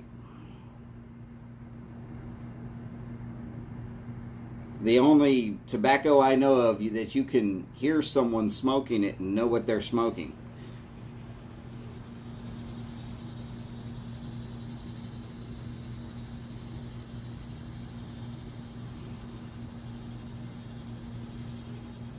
Derek, I'm right there with you on the autumn evening being way too sweet. Yeah, I can't. Like, if I have a bowl of that, I am not having another bowl for a while.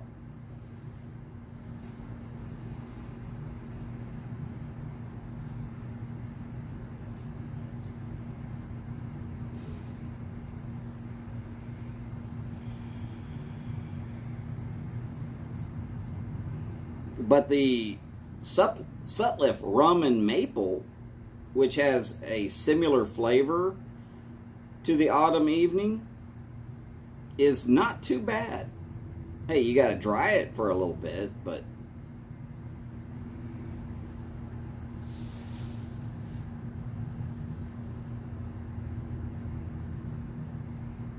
you're about to hunt for sand dollars.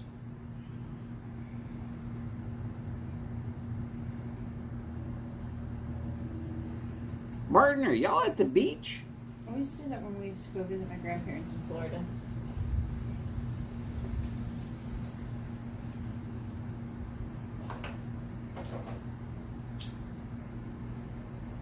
Welsh, I do believe that that is the Sutliff Molto Dulce.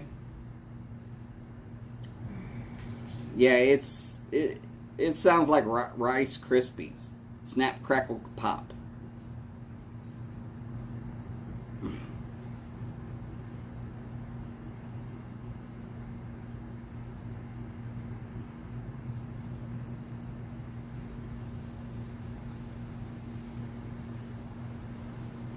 Oh, C&D Black Gold Maple. Okay, I'll give that one a shot. Yeah, y'all might be. Just as long as Cliff's not at the same beach as you, I guess it's okay. Tends to be Cliff goes to the beach, Mother Nature takes a hand in ruining things. It's like 2 years in a row.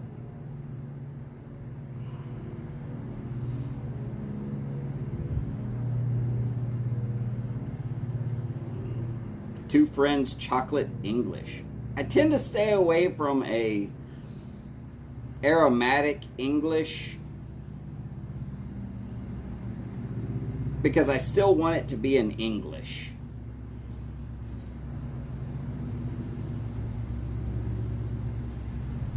Well, welcome back, Patrick. You know you're always welcome here. And for anybody who ever feels like, oh, I'm late, you're never late.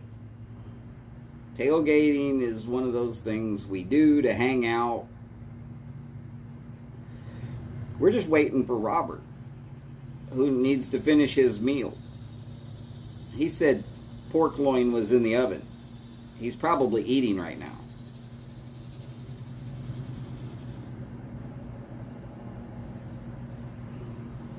Or he might be at hair and makeup with Karen.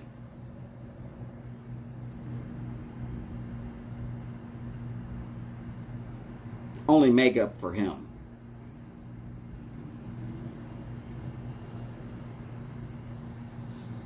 Not my fault.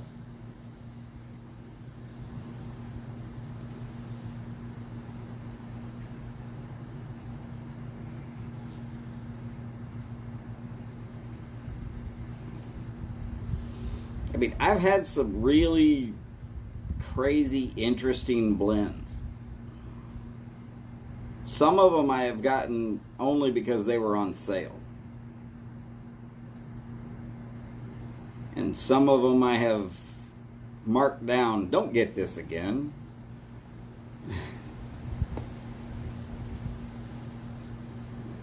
But again, I find pipes, I can use smoking a pipe to refresh my palate so that then I know what I'm smoking as far as cigars go. Thought my wife was over there calling him cat. I was talking to a squirrel. You pull out that 9mm and go to work. That's one of the baby ones. No, shooting squirrels here in this little community is not legal. We don't do such things. But I can joke about it.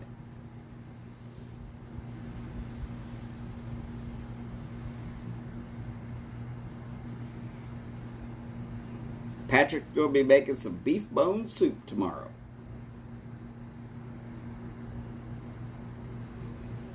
I want some oxtails. Mm-hmm. What some people here in America would label as soul food, I grew up on that. Just calling it food.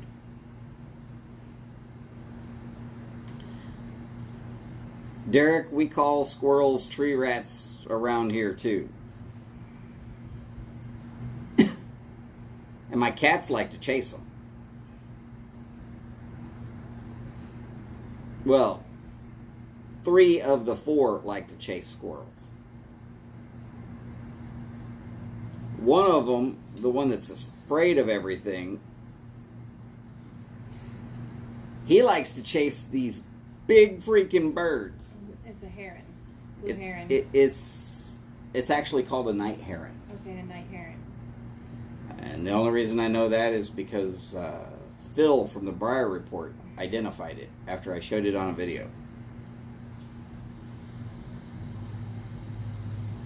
Blood sausage. Woo! Boris is going full out.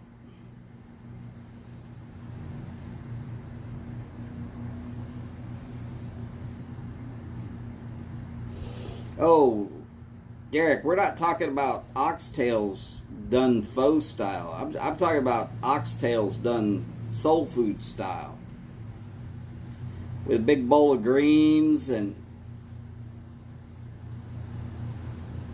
probably some butter beans. Man. I could literally just pour that into a bag and tie it to my face. I wouldn't even worry about how much was on me because I'd be eating all of it.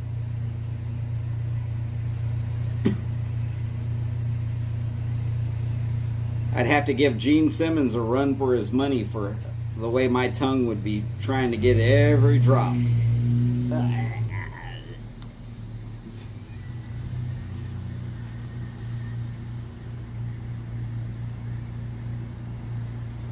Oh yeah, there we go, Derek. Oxtail, turnip greens, cornbread, green bean salad. I don't like green bean salad. Holly doesn't like green bean salad. I don't like pea salad either. Get that crap away from me. She doesn't like pea salad either. But we've made a from scratch green bean casserole that is to die for or from. It's actually a whole lot easier than y'all would think. Everybody wants to go get that Campbell's soup and pour that in. No, seriously. Making one from scratch is just way easier than you think.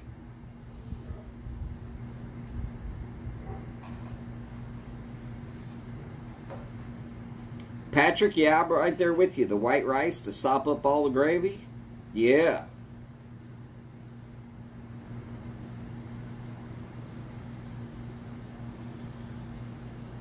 Mountain oysters and calf fries.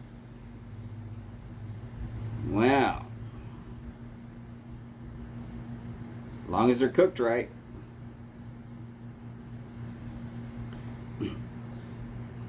Derek, I'm right there with you.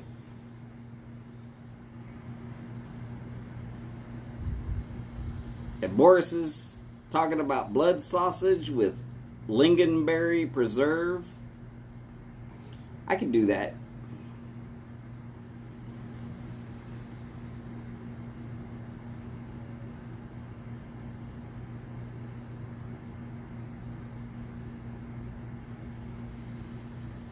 All right, Steve, go ahead. Tell them what mountain oysters and calf fries are.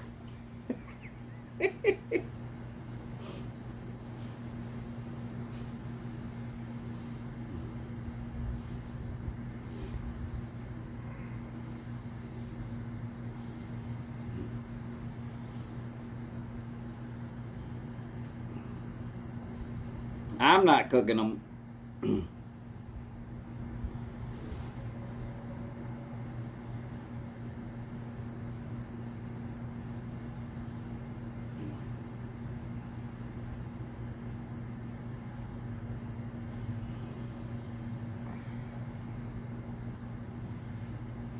Boris knows what mountain oysters are. Yeah, mountain oysters are not really hard to look up, are they?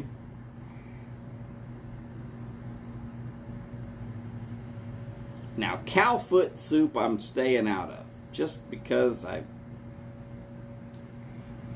know what cows step in.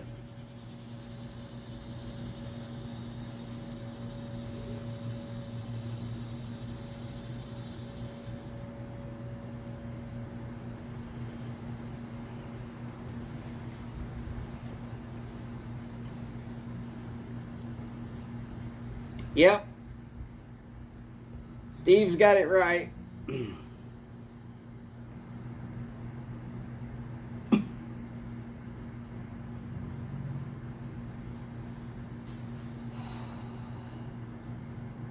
off tomorrow, right? Sort of, yes. Other than taking you to the north side.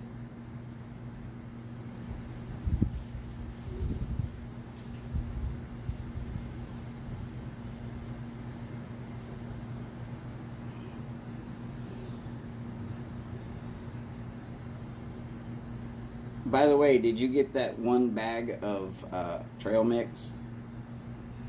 I grabbed one and took it upstairs.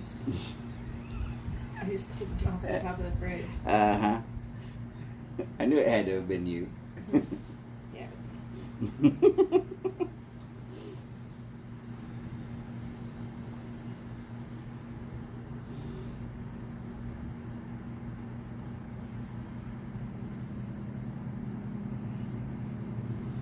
How do you know if a cigar is really damn good? When you see me smoking it to the point where I'm damn near burning my fingers.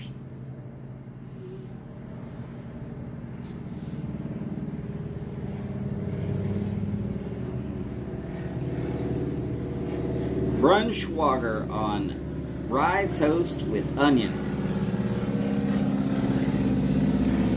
I'd take it on pumpernickel.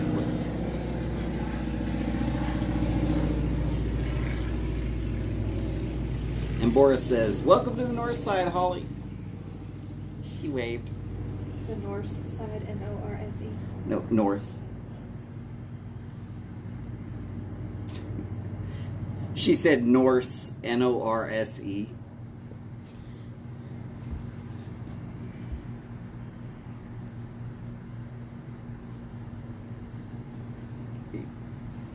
Just because Boris's next southern neighbor is named St. Nicholas doesn't mean anything. I no longer work for the Chinese. I work for are the Denmark known as the Danish? Okay, Holly wants to know, what do we call people from Denmark? Are they the Danish? Because she's no longer working for the Chinese company.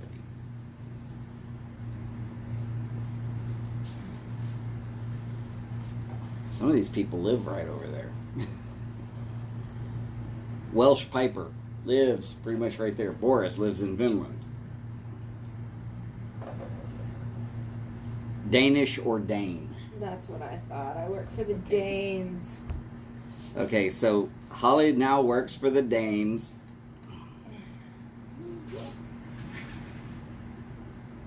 And she's trying to make them great. Dirty dogs. Be Great Danes. Big, gigantic lap puppies.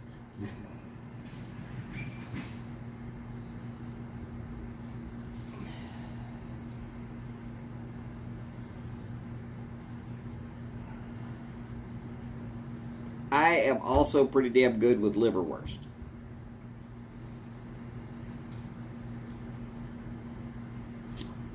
Liverwurst, knockwurst, bratwurst. I'm pretty good with all the worst food. Hell, beer is made. There's a byproduct known as wurst.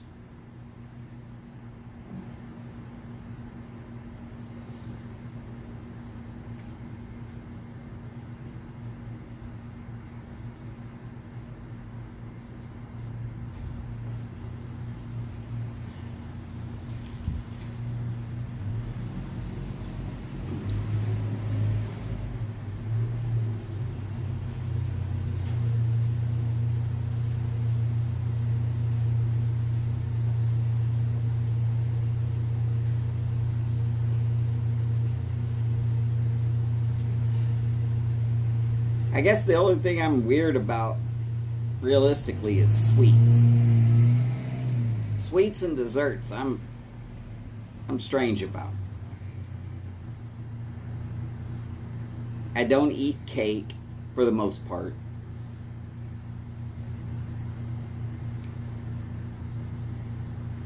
I'll take pumpkin as a gourd, but made into a pie? No. No.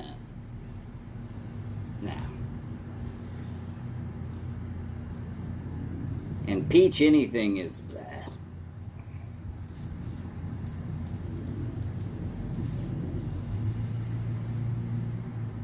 Not to say I don't eat sweets from time to time.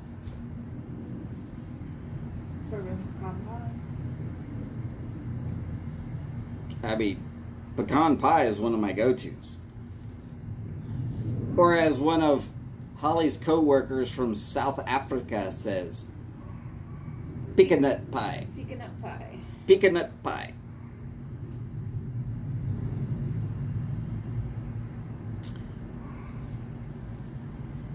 Yeah, she kind of gets laughed at a little bit down here in Texas.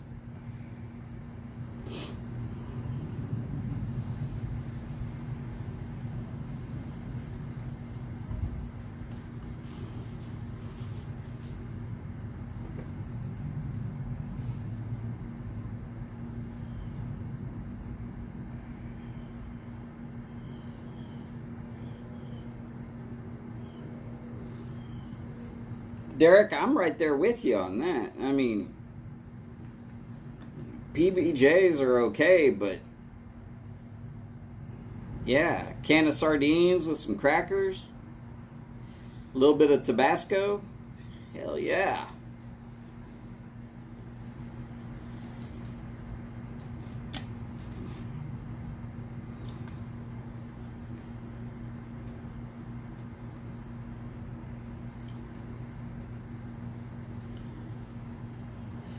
I mean, but a lot of people thought I was weird because I was the white guy that ate soul food like it was normal. But as I said, I grew up on it. It's just food. I mean, really, I look at people and I tell them all the time, food is a lot like tobacco. You're going to keep going after stuff that you really enjoy the taste of. And by the time you're 21, you've eaten more food than you can ever smoke tobacco-wise for the rest of your life.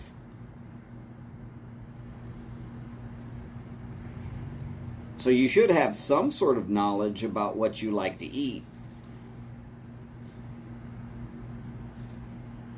Which is part of what makes us really good about picking cigars for people that come into the shop. We've kind of figured out if you like certain foods, you're going to like certain flavors from certain cigars. So we just kind of pair it up with what do you really like?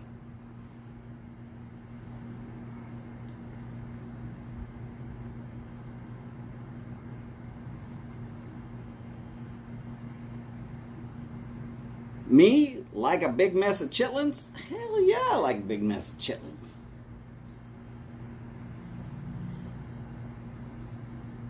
I didn't even know what oatmeal was till after I had consumed many thousands of pounds worth of grits.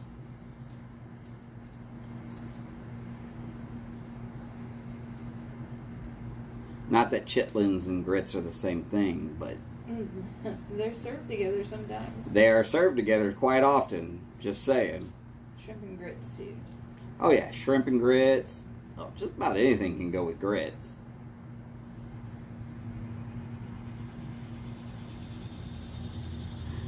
And Derek says he'll eat chitlins any damn time, but don't ask him to help clean or prepare them. Well, as I said earlier, there's a frog soupy paste that's made in one specific village in Vietnam that is frog and peppers. And it's delicious. Patrick says, "Hi, Holly." And she says,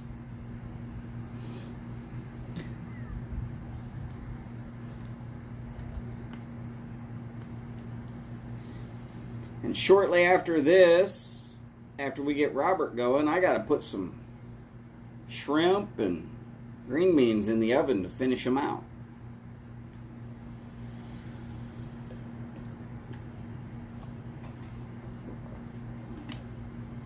Frog and plantain with curry. I could do that. Chicken livers, I could do that too. Of course, it kind of depends upon how it's prepared.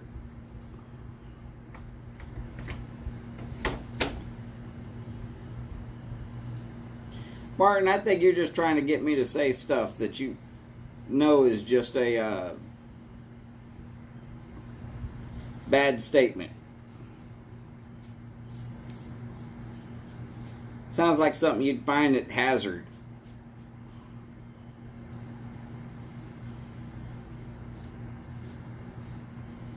Somewhere near Brown's Garage.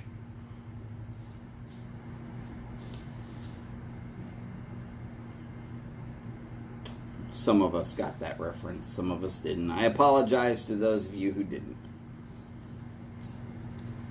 What, you don't like grits and gravy?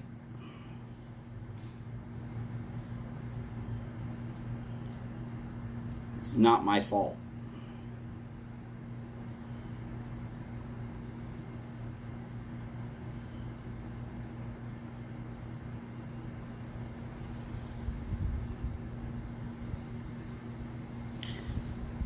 Well, alright. I mean, yes, there is some food out there that really looks unappetizing.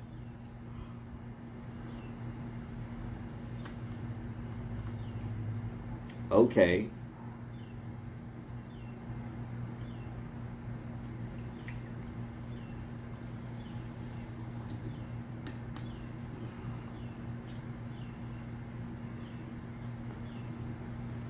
Y'all be careful about letting Derek say too many words all at once. He'll start singing the Canadian national anthem again. Right before he screams, "Somebody drop the puck."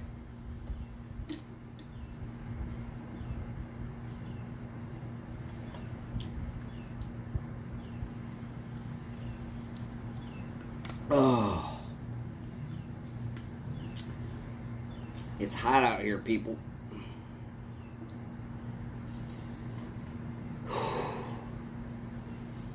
Well, what do we got? 20 minutes left until Robert goes live.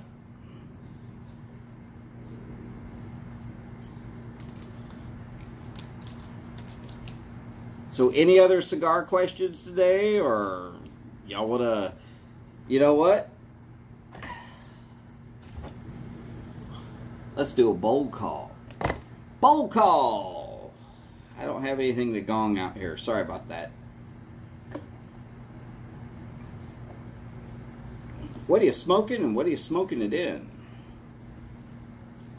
I am about to light up a Country Gentleman, and in it I am packing some Revelation made by Sutliff. Supposed to be one of Albert Einstein's favorite blends.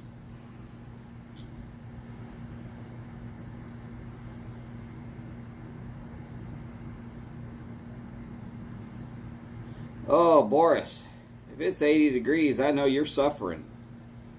I'm sorry, brother.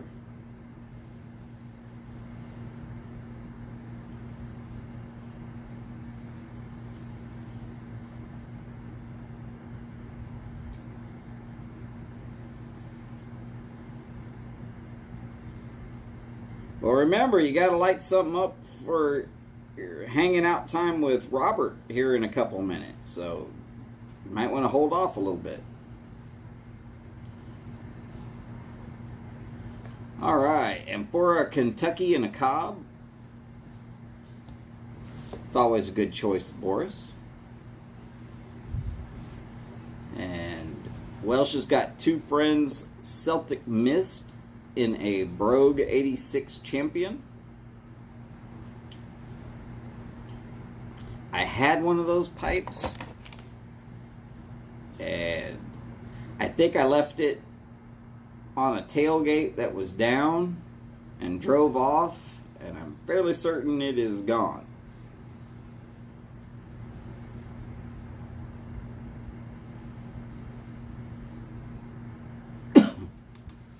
Oh, very nice, Patrick. That's that Phoenix you got from the Breyer Report, isn't it? Oh, there we go. Steve's is smoking a cigar. That's a factory smoke from Drew Estates.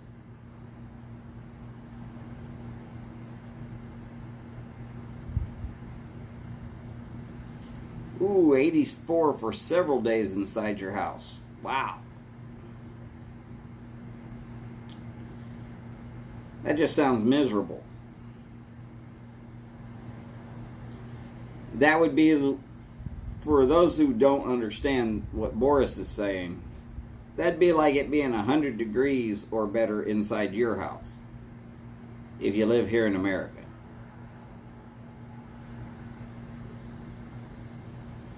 That's the one. Oh, yeah. Little jealous there, Patrick. Little jealous.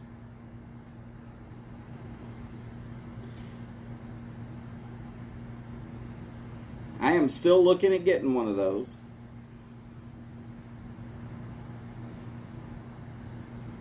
I need some more paychecks to come in and not spend quite as much on cigars as I have been. Not that I'm spending actually all that much on cigars, but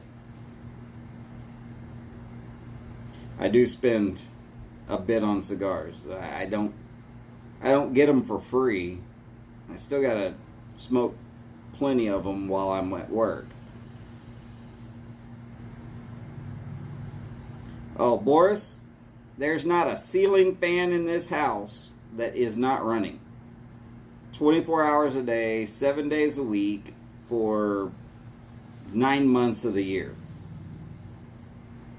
When it finally cools off enough that we can stop the ceiling fans, first thing that we got to do is clean the ceiling fans, because they will be caked in dust.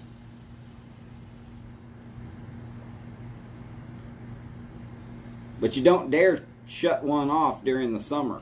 Oh no.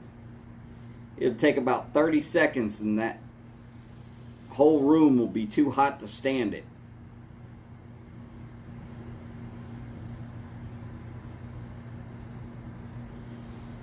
Welsh, no, if I was commission waged, they'd pay me a lot more.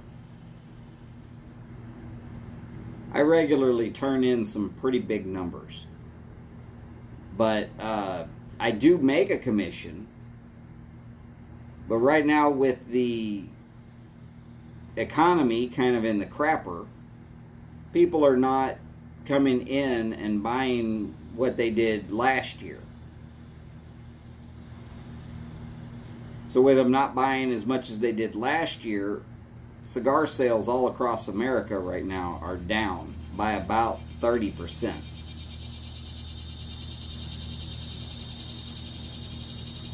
That's just a rough estimation, but I'm hearing talk from California and New York and Florida and some of these other big cigar states, and I hear talk about the shops here in the Houston area, and if I average out the ones that I've been hearing from, I would say that, yeah, at least 30% drop in cigar sales from last year. But people don't have the same level of lighted on fire money. Welsh, actually, cigar prices have not really gone up all that much. There was a recent price increase on a few cigars, but they went up like a nickel, 25 cents. It wasn't some big, huge jump. And there were even some cigars that went down in price.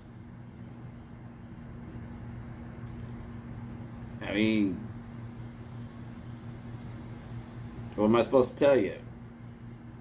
I've seen where people that would come in and get a box are now coming in and just getting 10 cigars. I mean, that's a 50% 50% decrease in their shopping. But the people who would just come in and get 1 or 2 sticks, they're still getting 1 or 2 sticks. They're spending about the same. It just tends to be that the guys who were really putting back quite a few cigars, they're not shopping like that now. And there are some of the guys that stayed at the lower levels that, you know, instead of 2 or 3 sticks, they'll buy just 1. And it might be a single, much better quality, but if they were buying a single $20 stick compared to 3 $10 sticks, they're spending, you know, 33% less money.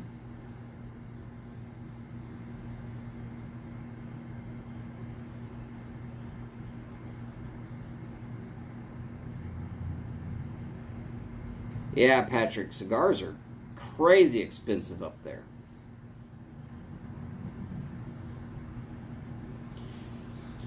So Welsh, best buy in my shop for the money is always going to be a different cigar every month. We have something called the Casa 5. 5 Toros for $25. And it rotates every month. Right now it's the Romeo y Julieta Reserve.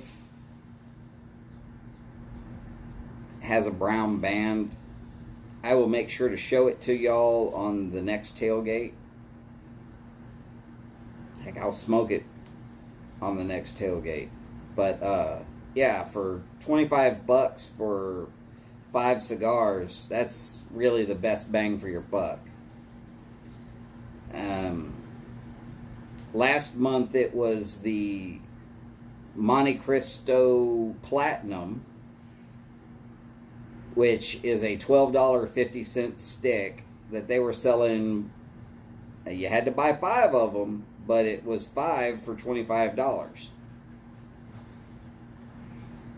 $12.50 stick for $5.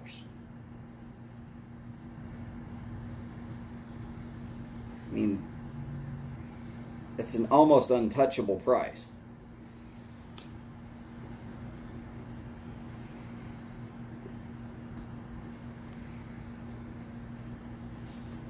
Really, only way you could get them cheaper is to steal them. And I look down upon such things.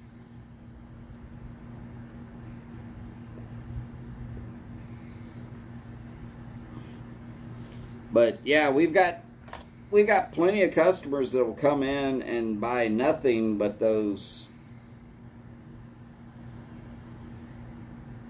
Casa 5 packs. And they will stock up. And most of the cigars are really, really damn good, really. But I mean, there's a lot of people out there that say, yeah, I'm not spending that much on cigars this week. Well, it's just $25. But hey, you know what? If it comes down to I'm only spending $15 this week on cigars because I still have to get back and forth to work, and now it's over $100 to fill up the truck, I get it.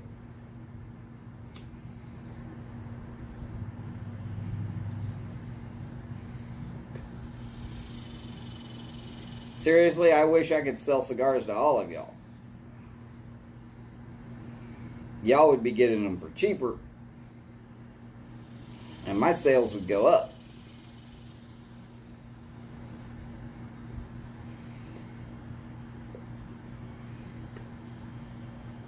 Like I said, the Texas tobacco law is that we charge 1 penny per product.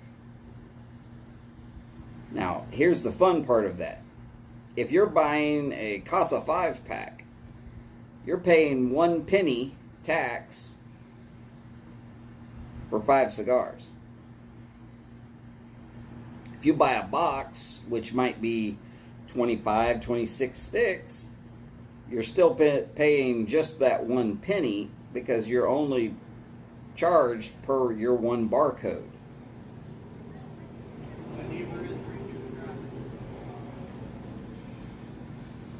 There's 3 states that have a better tax system for tobacco than Texas, though. Pennsylvania, South Carolina, and Florida. 0. But quite honestly, are you going to hurt on a single penny? Probably not.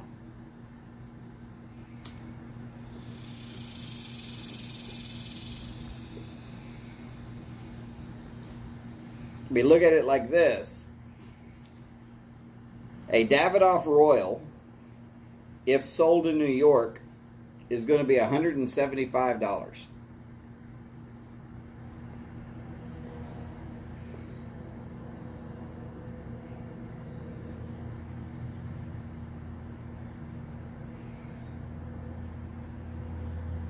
And the sales tax.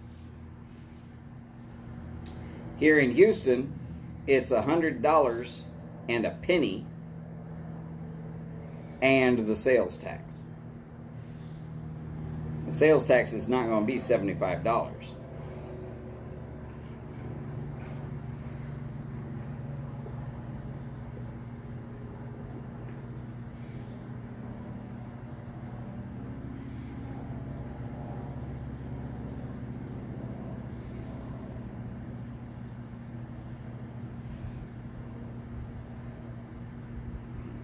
Oh yeah.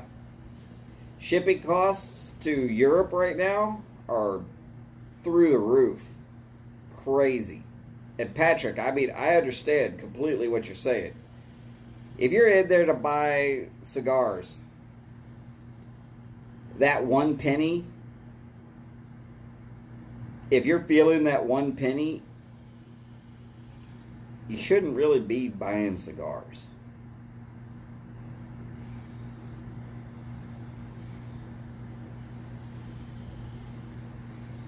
And that's not because I'm trying to be mean to anybody. That's just...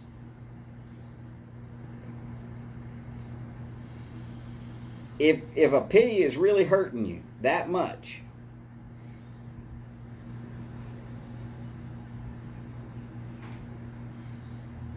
you know, I can't control that penny. It's there. It's going to get charged. The only thing I can tell you is, hey, if it hurts that bad, just don't.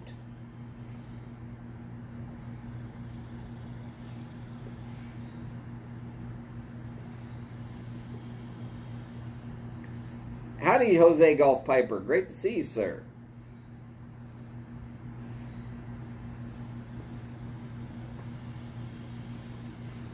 I will tell you, there's a certain housefly that tends to like the smell of revelation. And I'll swat him if I can.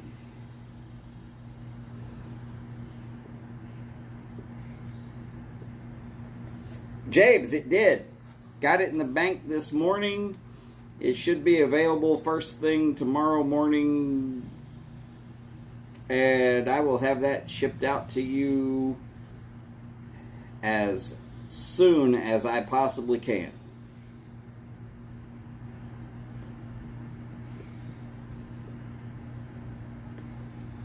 And I'll make sure that it's got plenty of packaging so that you don't have to worry about it. And then, you know, I'm going to sit there and freak out about it the whole time until it actually arrives there at your house. Because that's the way I am.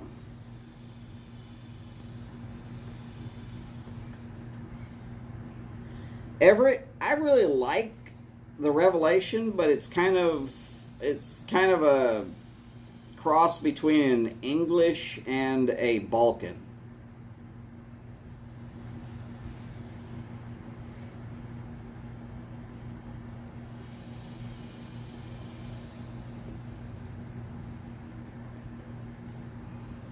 James, I understand completely. Believe me, I understand completely.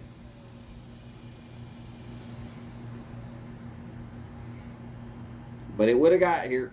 I know, because I know too many ways that the post office would have made sure to find me.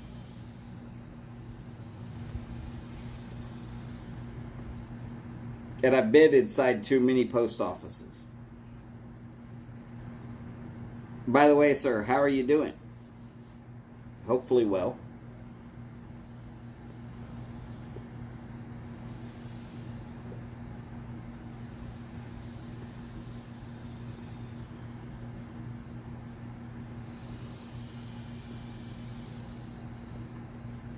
And yes, I am still using it.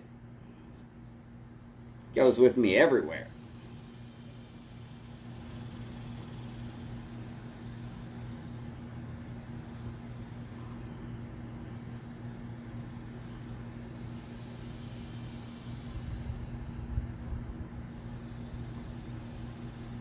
You've got 2 finished. Then I will have to make sure, because tomorrow's payday.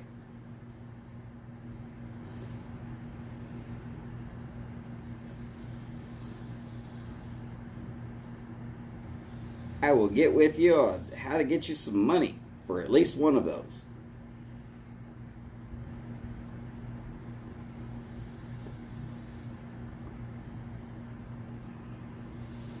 And just poured 2 rods for JD. Oh, very nice. I am smoking Revelation, Jose. It's Sutliff brand.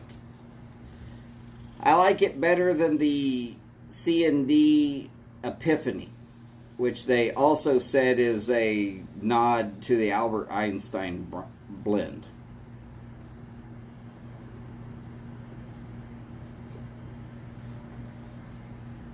James, I know you're not, but I know I'm not going to feel right about saying, oh yeah, shoot, if you're going to make one, make two, because I'll get the other one, and then not sending you money. I'm going to send you the money.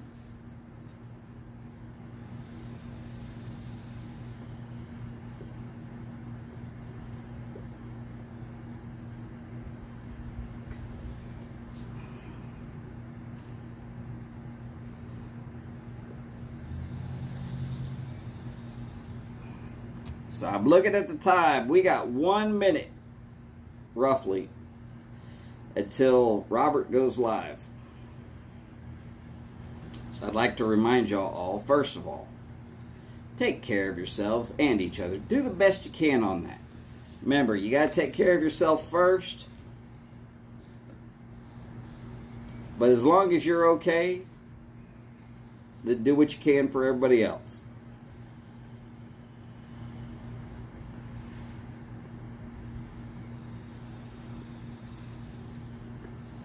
Only if I have another friend. Not a problem. Well, I'll send you the money for both.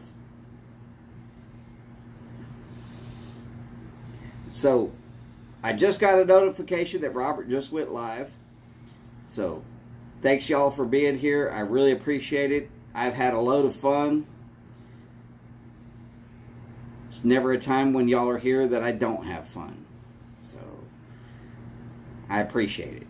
Y'all make my day go, and I'm hoping I can make your day go as well. And as per always, remember, long lives, big bowls, and long ashes. Y'all take care, and I will see you at Robert's house here in just a minute. So, see you soon. Bye for now. You're going to get money, James. Mah.